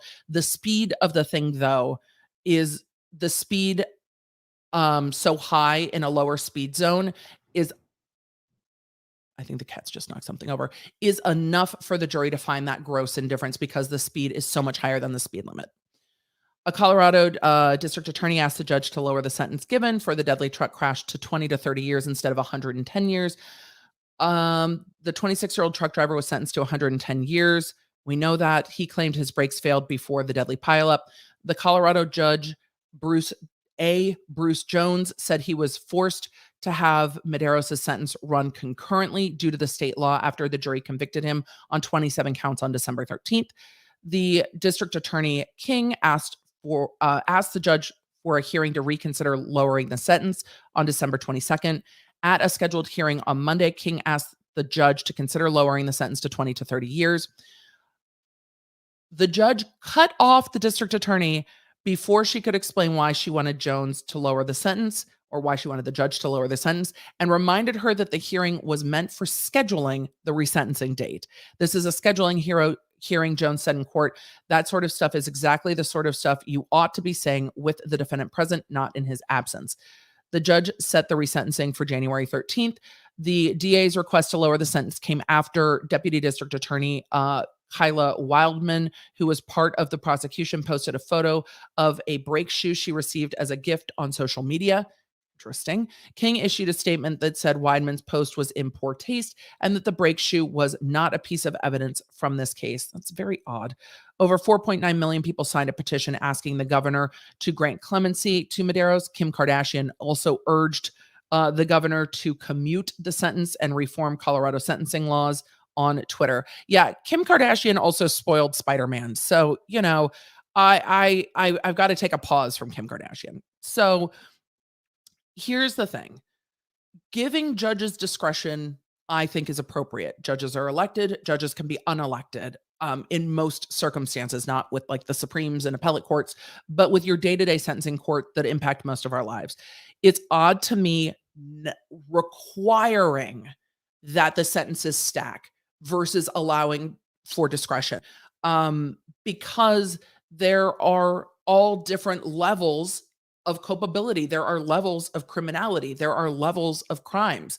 And this is there are 4 people dead, but this is a different circumstance than, intentional homicides, right? So, this is a different circumstance than someone who is intoxicated and driving. This is a different circumstance than mass shootings. So, allowing judges to have discretion in that, I think, is appropriate. Do I think mandatory minimums should be thrown out the window? No, I think they're appropriate in a lot of cases. And I think we see that in, like, the Duggar case where, like, yeah, at least there's a 5-year bottom, so you're going to prison for at least 5 years. So, I think that when we see the civil liability, because the brakes were at issue, that we will see, civil liability fall on the trucking company and not on this individual. But when it comes to the criminal liability, the speed and the opportunity for turnoffs are really what changed this case from a tragic accident to a criminal act, which is why, which is why there are speed laws, because stuff like this can happen. And this wouldn't be the case if it had just been the 4 vehiculars. It is the how large this collision was, and some of what played into this was the defendant's own statements to law enforcement. So, when you hear people saying, "Look, I want a lawyer," is the first words out of your mouth, that's because the truck driver in this case saying that he thought he was gonna die and closed his eyes as he was crashing into traffic is also going to be used against him. So, the judge is also going to be hearing, surviving family members and victim impact statements during the resentencing, because again, considering the impact of the lives of people who were lost is a part of resentencing too. It's not just about whether this sentence seems out of proportion, but it's also about the lives that were lost and the lives that were impacted. So that will be considered together too. So the judge said that there will be room for victim impact statements at the hearing. I will be paying attention to it and bringing back what happens. It's interesting to see, because I don't think this is what the law intended when it forced the mandatory minimums to run consecutively. Do I think that this is an individual that will have further criminality? Does the court believe this is an individual that will have further criminality? Probably not. It's different. It's different than other cases. So, giving the court the ability to consider that is fair, but also the voters in Colorado get to choose what their laws are and what's appropriate for their state. And the voters in Colorado might be like, no, these are the rules for assaults causing injury, for deaths, and this is what the law is here. And don't do this shit in Colorado, because your time's going to run consecutively. And that might be what the voters in Colorado want. I wonder if a lot of the voters in Colorado even know that this is how their criminal law works, but now they do, and they can decide whether it's right for them or not right for them, and let their government know we are supposed to have a government for the people, by the people. And I think this brings awareness to the laws in Colorado. So Coloradians, mountain people, that's not meant with disrespect. It's very high altitude in Colorado. Can decide what's right for them. So we will see. Do I think him just getting clemency is appropriate? No. Do I think there should be some time in prison? Yes. So do I think it will be less than this? Yes, I do. Because there are vehiculars under the influence that get less sentencing than this, and keeping sentencing equitable is part of it, or at least equitable within the state is a big part of it. So we will see what happens from there. And it's sad. Like, I don't doubt that that the truck driver is devastated. I had a vehicular that ended up being a misdemeanor, appropriately a misdemeanor vehicular. It was actually a case I did not want to prosecute, um, because it was such a tragic accident. But the truck driver was devastated. The family who lost their daughter was devastated. And I think with vehiculars, especially when it's not, with vehiculars more than a lot of other crimes, you see that everyone involved is changed. Everyone involved is devastated. And I'm not generally concerned that somebody who is in who has committed this type of crime is someone who's going to reoffend and commit more crimes. It's generally that their life has been forever altered, and they have also been forever altered. So it's just horrible. And it's sad. So I'm glad the victims will get to make an impact statement. I wonder how they will feel about it, and we will see. I will keep you guys posted in January. I'm going to swoop. We're going to go look back at the cases we covered this year, I think one of the things that's important to know in this case is that the jury did make a specific finding that this law applied, and that these crimes and each of them were the type of violent crime that the mandatory minimum sentencing law applies. I don't think that the jury knew how that would play out. They're told not to consider punishment, but there was consideration here, and all of these charged crimes were with gross indifference. So there was a finding by the jury that this was beyond just an accident that took somebody's life. This went into gross indifference, and I think the speed played into that quite a lot. So that is a big part of it. So that's where we're at, but I will take questions on that and anything as we take a quick look back and do Q&A. Oh my God, how is it already an hour and a half in? And I haven't even said do the likey, subscribey things. If you're not subscribed, you probably can't chat, which I understand. But we're trying to get to 200K. So, and we're trying to keep, the law nerd community a fun place to be on the internet. We have a strict no trolling policy. So go ahead and do the likey, subscribey things. I will look and see if we're almost at 192. We might be. We're definitely clicking towards it. Yeah, we're over halfway to 192. So come on and join. Come on, ride the train. You guys, I'm going to swoop and then I'm going to tell stories. I will tell you what. Look, as much as I'm terrified by TikTok, because I am, their algorithm is scary. TikTok has found my sweet spot, and I have not been feeling well. I do not spend a lot of time on TikTok, and I've definitely not been feeling well. And that leads me to TikTok. And TikTok has realized that your girl wants to see like music from the 90s and 2000s, mashups of things like Pony and Britney Spears' Toxic, which is glorious. I need to find a way. I don't know how to share things on TikTok. Maybe I can share it to Instagram. It's so good. That mashup of I wonder if I have it on my Instagram, if I can share it with y'all. I bet I can. It's so good. I'm going to pull up Instagram. And cleaning video, like lifestyle cooking and cleaning videos, like somebody with their fridge immaculately done is like my happy spot. And TikTok has learned this and just shows me people living exquisitely. And I'm like, that's so glorious. Also people who react to other people making food. I can't get enough of people going, you're putting what and where? You're doing what? Oh my God, cat. Fred, we're live. Fred's favorite toy in the world are lollipops. If you can hear that, it is a dum-dum lollipop because he grabs the stick in his mouth and runs around with lollipops all over the house and then drops them and kicks them around like a hockey puck on our hardwood floors. So let me pull up Instagram because look, mashups. So TikTok has got me just down pat. They just know me. They just know me. Let's see if I can pull this up. Because I sent it to friends. People are like, love a good remix. Toxic and Pony, heard it yesterday. The best. It is the best. And I absolutely want to shout out the creator who made it as I'm talking about it because it's so good. So wait, that's not it. Hold on. Let me make sure that my computer input will play. Aha, my computer input will play for you. Nope, that's not computer input. That's computer input. Let me make sure it plays for me. Hopefully you'll be able to hear it. Hopefully I'll be able to hear it. Let's see if I can. No, can I pull it up? Ooh, I can. Hold on. All right. I think I got it pulled up. This is from Alt Ego Music on Instagram and on TikTok. Let me pull this up. If you can't hear it, please tell me. I love mashups. I love mashups. I love mashups. Don't you know? Hold on. Look, we're already demonetized. We're just playing. Look, we're giving commentary, YouTube.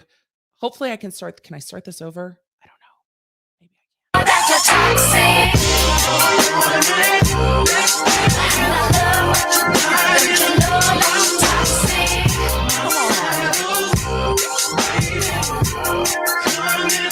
So good.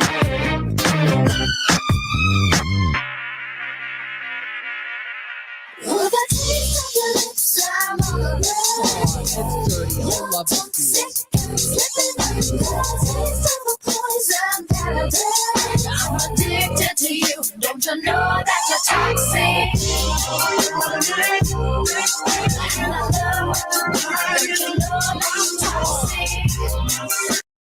This is all I want to watch on the internet. This is all I want to watch on the internet forever. I love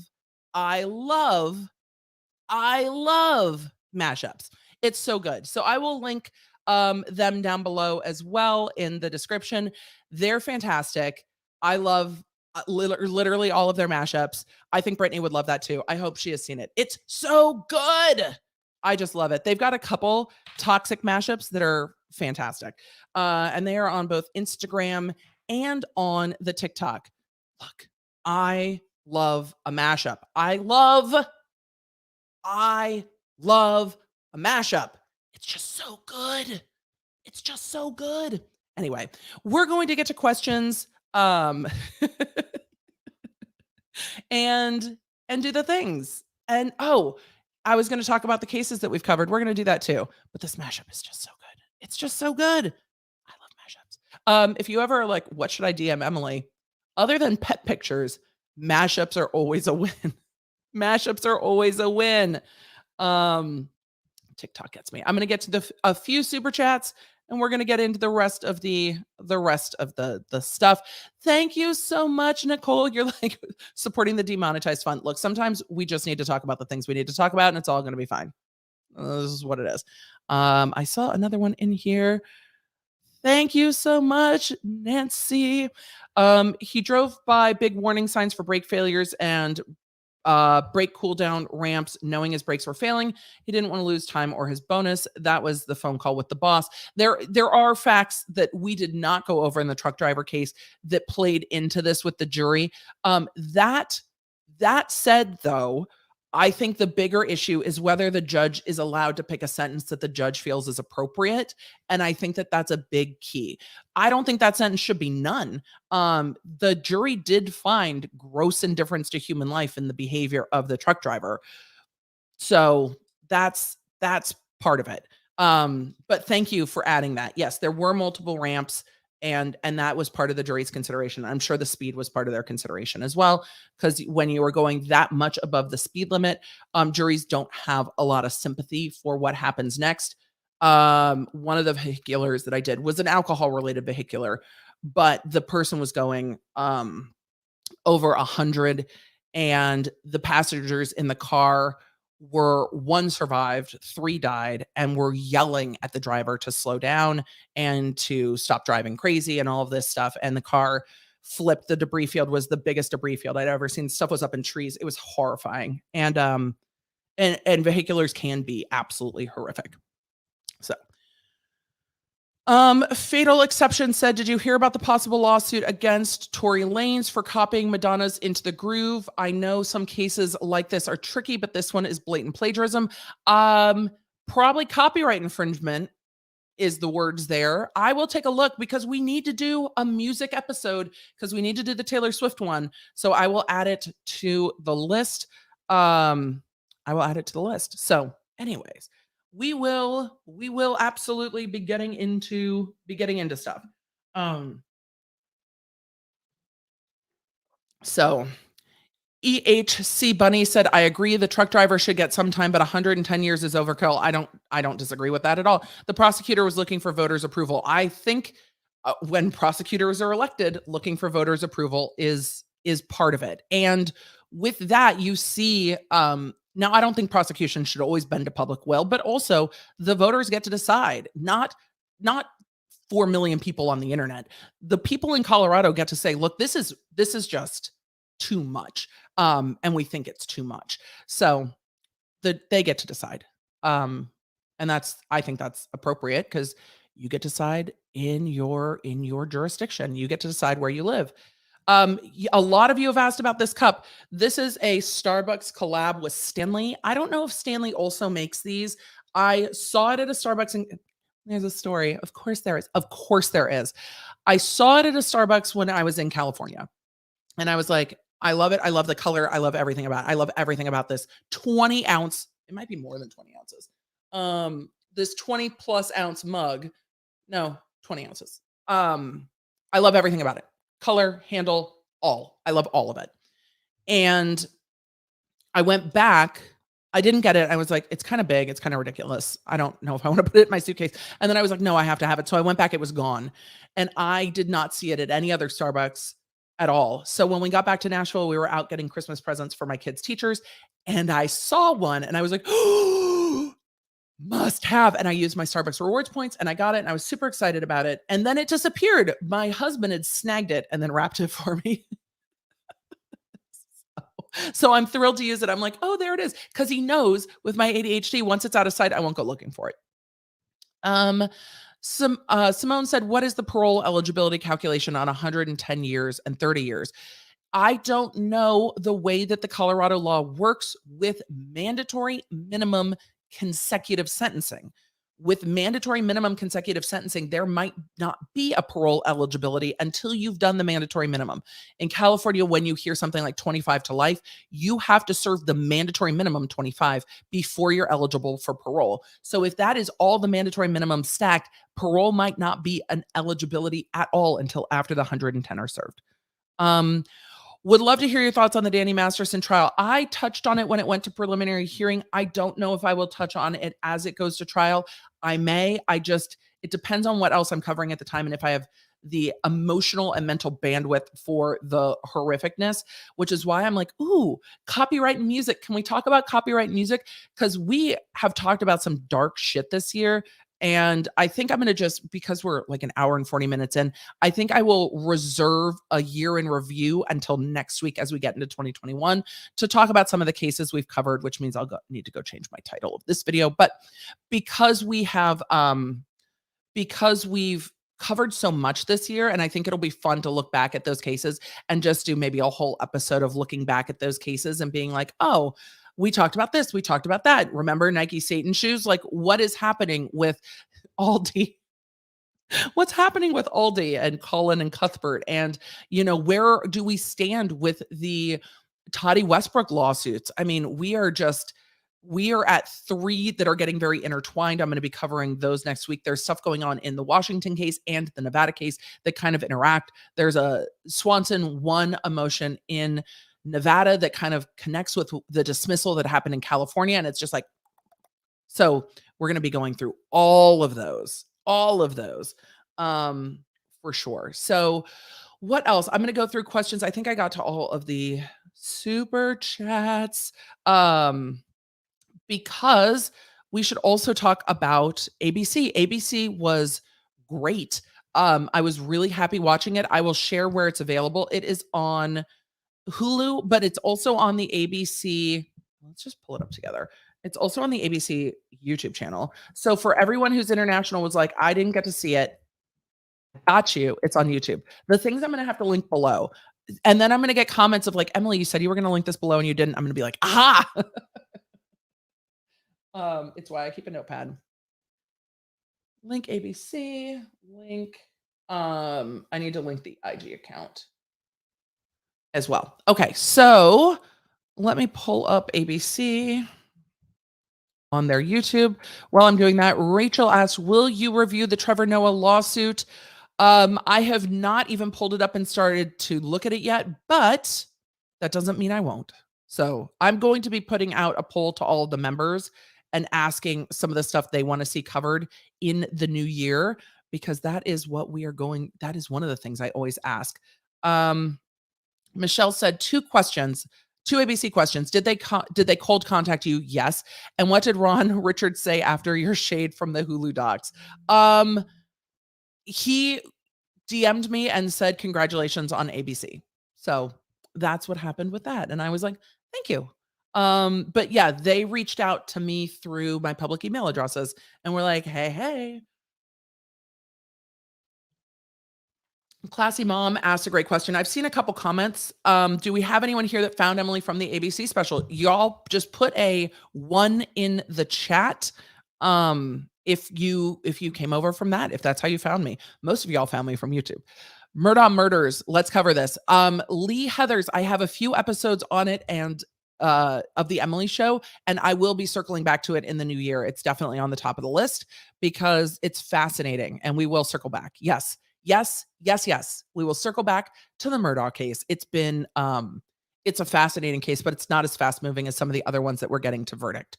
So which is why I wanted to cover some of the other ones that we're getting to verdict. So with ABC, here's the year in review 2021, and they broke each segment down into playlists. I believe I am in, and I'll have to go back and look. I believe I am in the let's see, the newsmakers section. I think I am in, they didn't do the law and crime section in here. So this is not every section I'm in. This is the climate change section. Breakout stars, no. Space, no. So I think newsmakers, and I was in one of the celebrity sections, but I don't think it was either of these two. So I'll go through and look at the ones I was in. But if you want the full documentary, it's going to have to be on Hulu because not every single segment is in here. But I'll go back and look at which ones I'm in, and I will share them in the community tab. So those are not all of the segments because they didn't do. I think I'm also in the heroes and activists for change section as well. So that. So you can find that on ABC News on their YouTube page. So, or their YouTube channel. So question, do you ever think you'd be commenting on mainstream media when you started your law channel? No, I didn't. No, I didn't. Because again, that was never my goal. My goal was always, and still remains, to build a community of people who value facts, not fuckery, to talk about the facts of a case, to talk about how the law works, to let you come to your own opinion on how the law works. Well, if I share my opinion, telling you this is my opinion, but this is the law, and to make sure that I help all of the law nerds analyze things for themselves, because there might be voters, again, if any of you live in Colorado, some of you might be like, hey, I would like judges to have discretion. Some of you might be like, nope, throw the book at people. I agree. So I want you to be able to make your own decision. And I think it's hard when we don't talk about all the facts and we just have headlines. Traditional media tends to do things in much shorter clips, and I prefer the long form format because there's so much context that's needed to things. There's so much background that's needed to true understanding versus sound bites. So it was not a goal. I will continue to do it because I think it's important. If sound bites lead to longer conversations and deeper understanding, I think that's really, really important, because the laws around us govern almost everything that we do. And there's so little understanding and so little shared about the laws that govern our lives. And it's not just the criminal laws, which is why I talk about civil stuff too, but understanding, and I think kind of being able to understand and comprehend the laws that govern our lives is a long conversation. So no, I didn't think I would be commenting on mainstream media. I am also not always, I am also sometimes critical of the way mainstream media covers legal, because I think mainstream media thinks that people are stupid sometimes and is like, no, they just need the headline. No, we just need to drive clicks and views. And we have thousands and thousands of people here multiple times a week for hours at a time having deeper and more nuanced conversations, because I don't think that the general public are idiots. And I think that people are capable of having deeper and more nuanced conversations, even on difficult topics. And we don't get a lot of that in mainstream media because it all just moves so quick. And they're like, we need to hold attention. Okay, well, there's, regularly 3,000 to 6,000 of us here for 2 hours plus at a time. I think attention's not the issue, for me. So no, I did not. But I'm happy to do so because, again, more conversation, more understanding, and we get a say on what the laws in our country are. That's why we vote for legislators. It's called Year in Review 2021. So yes, that is what it's called. And it was crazy. Question, when are you going to post on your ASMR channel again? Literally me at least twice a week going, oh my God, I need to do it. So in the new year, I will be bringing the rest of the series to the ASMR channel. I miss it. I love it. I love it so much, and I miss doing it. Thank you so much, Carla. It's been really fun. It's always interesting to see people find my channel and want to have those conversations. Question from Pam on Monday. The Maxwell jury asked the judge what the definition of enticement was. Doesn't that mean they are weighing that? And what does that say about their intelligence? I don't think it has to go to intelligence. We read through the jury instructions for Holmes, and there are definitions of a lot of things. And if a jury's not seeing a definition um, in the jury instructions, they might be arguing back and forth over what that means. So I think I think that it just means they're being thorough. I wouldn't question their intelligence. Jury instructions are confusing for jurors. A lot of times their feedback is we weren't quite sure, we weren't quite sure. And we can go through the Maxwell jury instructions on another day. I will try to find them and link them if you guys want to look at them. Jury instructions are hard to parse through. So I'm never going to shade a jury for trying to understand, but the question might also be that they are arguing with one person who just won't listen to them. And there might be one person who's like, I don't agree with you. I don't agree with the definition. And it's like kids fighting where they're like, Mom, Mom. And that really might be it. That they're like, fine, fuck it. Let's have the judge define it. If we can't come to an agreement, let's ask the judge to define it. So, you make the legal stuff so much easier for me to understand and comprehend. Candy, that's always my goal. So thank you so much.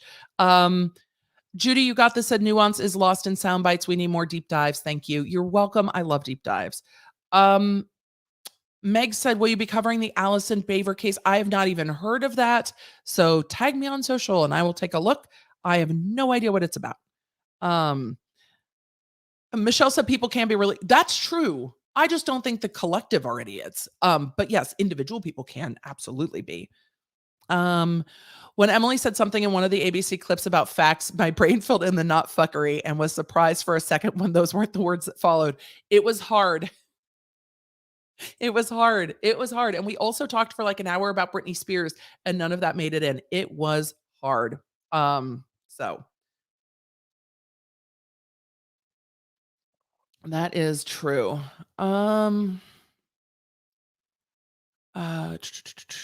Let me continue on. YouTube makes joining your channel impossible. That's true on Apple devices. I'm on Patreon, but can't join on YouTube. YouTube can make it hard. If you are on only Apple devices, mobile, it is very hard to join because of Apple. Not necessarily YouTube, but you can do it through desktop. And the mods can help with that. I wish there was a better way, but there is just not. And I think that has to do with Apple's taking a percentage of what's purchased on mobile and memberships are being purchased and Google doesn't want to give 30% because they're already taking 30% to Apple and blah, blah, blah, blah, blah. So, let's see. Patsy Stone said, I hope Santa was good to you. Santa gave me the wherewithal to buy myself a glorious coffee maker. My husband and I very much enjoy, look, my husband hates buying gifts. Nothing in the world causes Dr. B anxiety like buying gifts. That's not true when it comes to buying stuff for the kids, but general gift giving causes anxiety, which happens to a lot of people. I completely understand. So we tend to I also have the patience of an ADHD adult. I have zero patience. So generally throughout the year, if I'm like, oh, I really want this, I tend to just buy it. So I don't tend to wait and be like, oh, we should do this for Christmas. So we really do focus on things for the house, trips and vacations, and things that will improve our life for Christmas. And that's what our coffee maker was. There is nothing more like living well than just pressing the button on my coffee maker and having glorious coffee. And if you watch my Instagram stories, it lights up. The coffee maker lights up. So when the coffee comes down out of the coffee maker, it looks like a fountain of gold. Like no shit. I don't know why they decided there needed to be a light to deliver the hot bean juice into my cup, but it does. And every single day it makes me happy. Like I'm like, ooh, I get to make coffee now. So that is what we bought for the household. Sometimes it's been TVs, sometimes it's been gaming consoles, which I was like, hey, Brian, I got you an Xbox. He's like, the fuck you got me an Xbox? You got you an Xbox. I'm like, true. And that was kind of when we were first dating, that was kind of the beginning of we should buy things that we enjoy to make our household more joyful. So this year it was the coffee maker, and I love it. So that is what it is. Steve, I doubt that you are stupid because the rest of your statement is not a stupid statement. It's an observant one. You said, I think the courts are corrupt. I think there is corruption across all industries, but we can find it by understanding how things are supposed to work and then seeing when they don't work that way and going, hey, I have questions. And I'm here to get a better understanding on how the law works. And I hope that that's what we're doing. So I do. It's linked in my channels, Charles. So if you go to my channels, the ASMR channel is linked. It has one video. It will have more. So uh, Emily said context is a big deal and missed by most media. Yeah. And I don't know. I hope that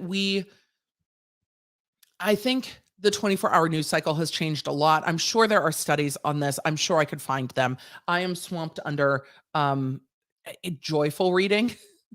Not not heavy reading, but I'll get back into heavy reading. In January, I do Year of Yes by Shonda Rhimes, and then I will get back into some of my more intellectual reading.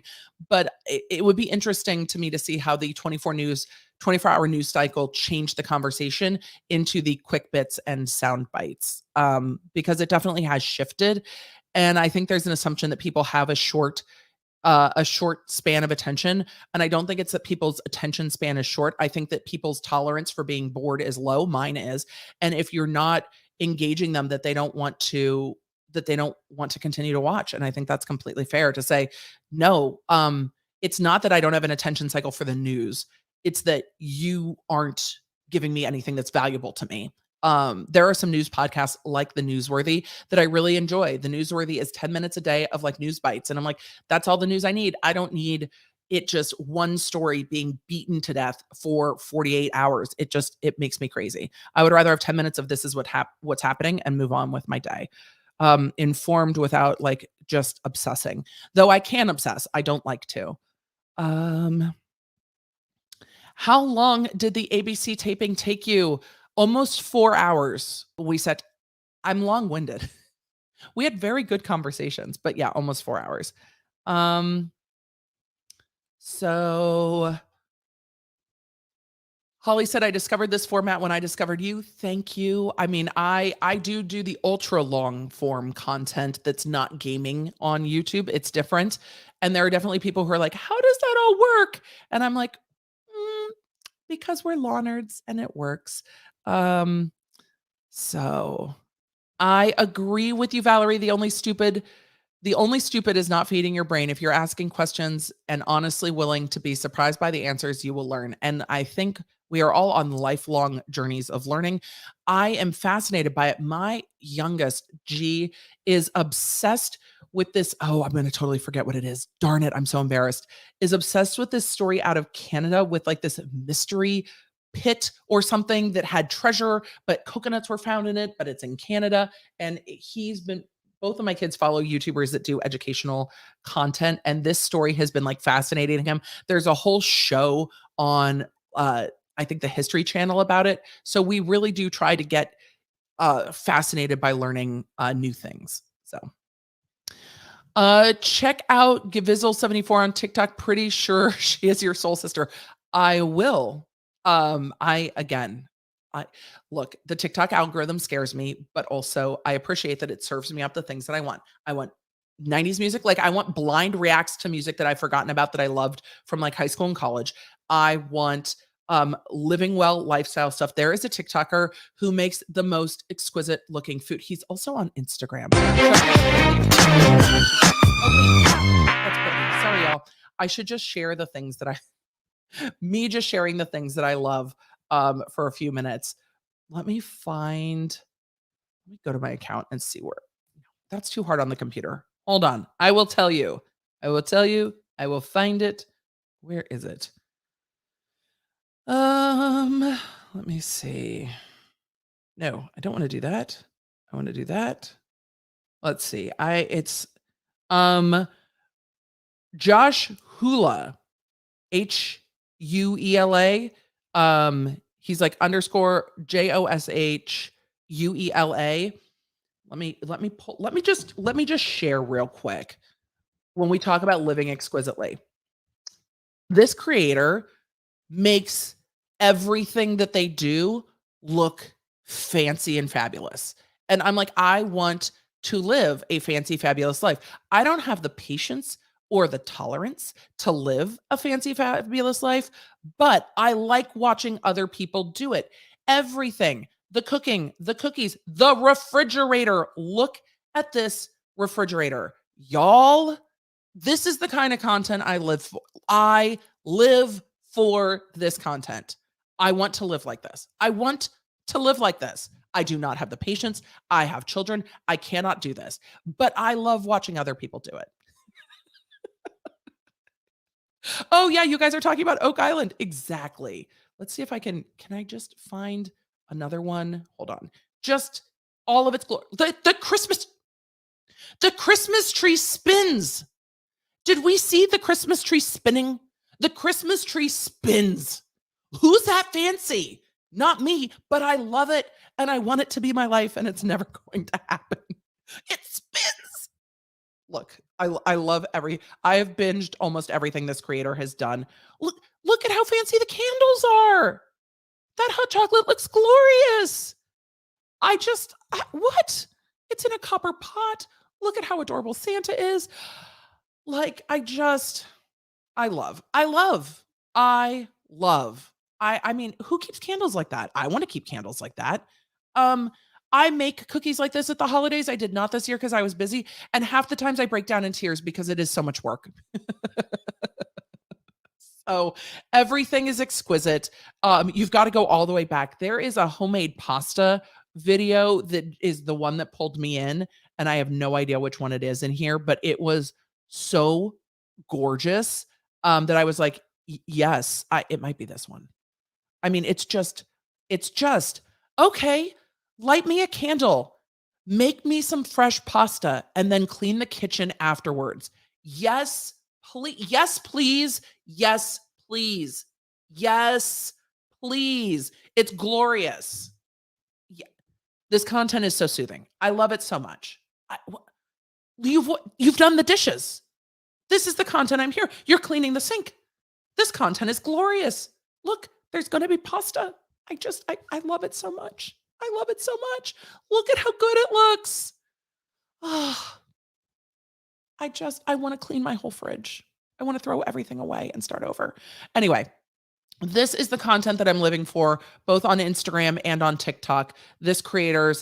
Everything this creator makes is not just kind of satisfying, but also like, I need to up-level my entire life. And their home is fucking glorious. All right. So, yeah, I will share one of these to my story so you can find him.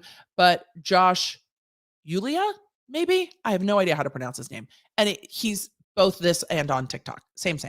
So, yep. Adore all of it. So those are some of the accounts that I have found as I've been sick. And I am like, I would want to cry if I made homemade pasta. I'd be so tired I wouldn't even want to eat it. But when you do it in a TikTok, I'm like, oh, that seems like such a good idea. I should do that. But nothing would be glorious. I would want to cry. So that is where it is. I love it. Rebecca's like, I want to throw everything away. I do want to throw everything away and start again. Question, how long do you think the Maxwell jury will take? I don't know. I think they have to be getting frustrated. The longer it goes, the more I worry that there will be a hang. And that is always a consideration. So, I found her EDB purple hair is on the other Breakout Stars video for the year 2021 ABC News. There are a couple, I am in a couple places, but thank you, Lee Heather. I will go back and watch all of those and share it. Can you share the Instagram in the description? Yeah, I'm going to share both Instagrams in the description to the video. I'm just not going to try to do it now because it'll be a lot of me trying to figure out how to do it. I also, the Spider-Man spoiler made me unfollow Kim Kardashian. I normally like to literally keep up. But I cannot. You cannot spoil and not put spoiler alert. Our family is sick. We cannot go to the movie theater. So We're staying home until after the new year, like responsible humans. Um, s the "I wish it was me" accounts are hell. Jealousy 1000. See, for me, I'm like, I know that I won't live like that, but I just it's aspirational. I just like it. This must be an ADHD thing. Personally, I wanna live in IKEA. I love IKEA, and the Container Store. I love the Container Store. So, Anthony said this is stylized and probably takes multiple takes. Oh, yes, I don't have the patience to create content like this or actually live like this, but I love it. It's like one of those things. It's like when you go to a hotel and you're like, it's so calm and relaxing. Yes, I don't have to pick stuff up. I don't have to put away laundry. I don't have to clean up anything. It's just glorious. This is kind of what this content is for me. I find it soothing and kind of aspirational, but I'm still not gonna make homemade pasta. I was devastated, Margot, when I found that there was no IKEA in Nashville. I was like, how do we live without an IKEA in Nashville? Like I have loved IKEA for so long. Um and I'm used to one being close, and there's one in Atlanta and there's one in Memphis. And those are both very far away. My whole desk, mega desk, is IKEA. This back here is IKEA. So I bought all of my IKEA before we moved, and I moved it all in boxes because there were certain things I needed. Though what I have found in Nashville that I've been really happy with, like even from the art that's back here, this was Amazon, but from the art that was back here and stuff, what I found was there are so many furniture places that have affordable quality furniture that I was really happy to actually buy some adult furniture. Even though it's going to take us like literally 25 weeks to get a dining room table. We have been living on our outdoor patio table for over a year because I couldn't decide what I wanted, and I rather make decisions slow than spend a lot of money and regret it. So we have bought some really good furniture. It's just taken really, really long. And sometimes you just need some IKEA. I love IKEA. So that's what I did. I bought all my IKEA and moved it in boxes. The movers were like, these are all boxes. I'm like, yes. Yes, they are. And IKEA still is having a leg shortage for desks, which was a whole other situation. So I love IKEA. I want to go empty out my refrigerator and organize my house, but I'm probably going to go watch a little bit of TV and play Animal Crossing. Because still under the weather, and we're going to have a quiet New Year's here. I hope you have a quiet New Year's. The fun thing about New Year's in Tennessee is fireworks. So we will probably do that if I can. Well, if I feel comfortable going out and buying fireworks. I don't really want to be around people at all, but we will see. We're going to do some grocery delivery today and just kind of hunker down, which is really nice. We're going to have a board game night and play Exploding Kittens. We got an expansion pack for Christmas. It's a fun game. We also play Cafe Chaos, which is from YouTuber that does the Subaway videos. Odd Ones Out. Favorite YouTuber merch. Other than, I mean, I don't consider Holo Taco YouTuber like merch. It's not merch. Holo Taco is like a fantastic product, but Odd Ones Out's board game is kind of YouTube connected, and it's so fun. So that's what we are going to be doing. That is it. You see that my Nintendo Switch is not sitting down here in my background. It's because it's charging on my desk so I can play it. Look, I'll show you my favorite thing with this. I got this year too for my Switch. And it is one of my favorite things because old. It is a click-on holder for your Switch, so you can hold the little handles and then play. I also customized my Switch a little bit, but you can hold the handles and play. It's so much more comfortable. I should put this in my Amazon store so you can find it. And it just, when I travel, it just clicks off, but it makes playing the Switch so much easier. I love it so much. I love it so much. So this is the greatest thing I've ever purchased for my Switch. Yeah, I love it so much. And it's literally like $10. I will add it to my Amazon shop. I have a shop of all the stuff I use, so I will add it there. But this is how we game. This is how we do it. Question, can we get an Animal Crossing Nintendo friend code share in Patreon? I can do that for members. I never open my island, but we can do that. I can let you guys know if you would be interested when I will be playing. I will ask the members on YouTube and the members on Patreon if you guys want to know when I will be playing. I can ask and let you guys know when I'll be playing so we can do it. So, and then I've got to play Mario Party with G because it is just great. I love it. Maya's like, those are the best. My fiance has one on his. Look, I need it. I need it. Thank you, Emily, for my addiction to Pokemon Go. It's really fun. It's really fun. I don't even know what a dream code is, Robbie Lund, but oh, that's right. I haven't done dreams in Animal Crossing in ages. I've been like I don't know what I've been cleaning up my island because it has been neglected for so long. And I lost a villager who was not my favorite. And I was like, oh, sometimes they leave and I can get a new villager. Love it. So we will be doing that. That's what I'm up to. A huge, huge thank you to our mods for always hanging out. Gabriella, I have not purchased it yet, but I will be. I love the Pokemon games on the Switch. The problem is when I don't have time to play, then I get really sad.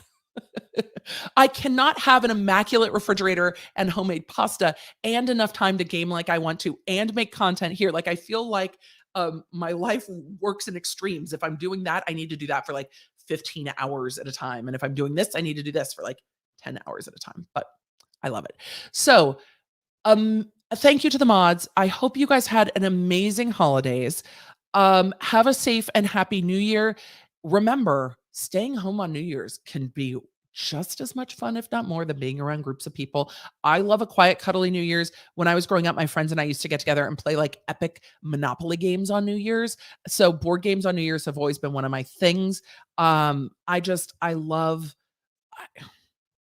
not all extroverted. I love some quiet and hoogly home time, and that's what we're going to be doing this year. So I hope that you have a great New Year's that is absolutely fulfilling for you. And remember, it's okay to take time off social media this time of year if it feels too much.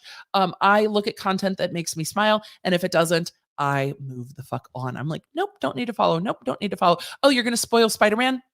Nope, that's not what we're going to do. What else?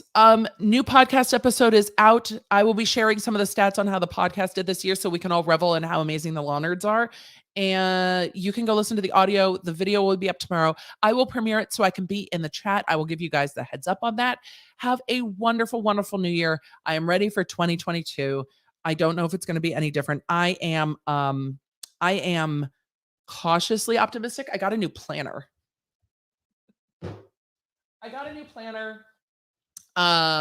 So I am ready. I love a planner, ADHD type 1, Enneagram 1. It's all the things. But I love disc-bound planners. I have moved through every kind of planner imaginable, but I love this one because it's gorgeous. So I'm ready to just kind of sit down, dream a little for the new year, and convince myself that I'm going to live elegantly and keep matches in a glorious little cloche No, I'm not. No, I'm not. I'm just not.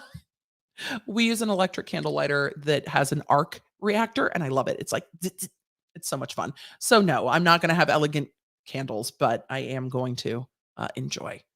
The candle on my desk right now was sent to me when the channel started to grow from Malicious Woman, and it is, let's see if we can get it. It is fuck with hints of absolute fuckery.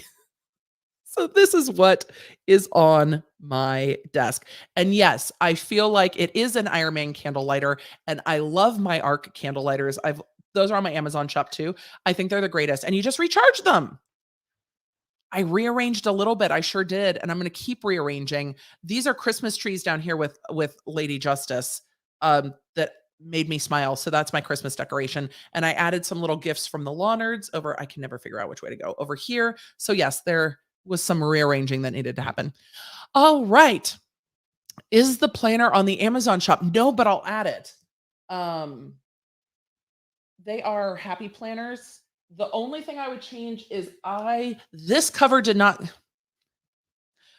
Let me show you my planner girl nerdiness. This cover did not come in the vertical planner. It only came in the horizontal planner. I do not love a horizontal planner, but I'm going to make it work. But you can kind of cannibalize the insides and use different insides. So this is a horizontal. But I like the ones that go vertical. So I'm going to be looking for vertical insides. But the thing is, I love the watercolor wash on the top. So now I'm like, what do we do? What do we do? It's so pretty though. Like, it's such a pretty planner. I am just a sucker for watercolor, pour painting. Those videos are fun to watch. It's got ombre color wash.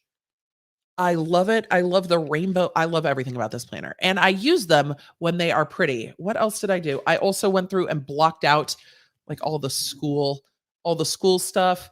It has a really cool like year at a glance. I really, really like ring bound planners.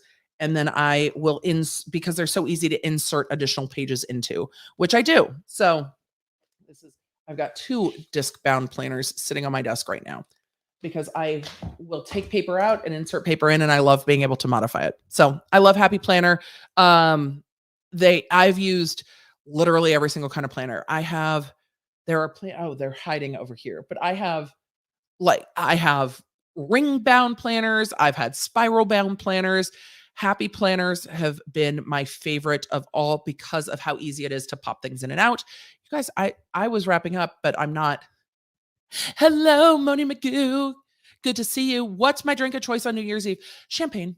I like bubbles anyway. And then I normally do a no drinking January, and I do all my health challenges with Apple. I really enjoy doing those in January. So I will normally drink during the holidays and then not drink in January for a bunch of reasons, but just because mostly I don't want to go to the store and buy more. So that is what we do. All right, y'all. It is time to say goodbye. Happy New Year. I appreciate you. Thank you for being Law Nerds. Thank you to the mods for always hanging with me. I will see you guys in the new year. And watch these verdicts come down, and I'm going to be like, okay, but we got to chat just real quick. So we'll see what happens. We'll see. But we are going to be mindful. And I will try to share that stuff either in shorts on YouTube, on social media, because the mods have lives too.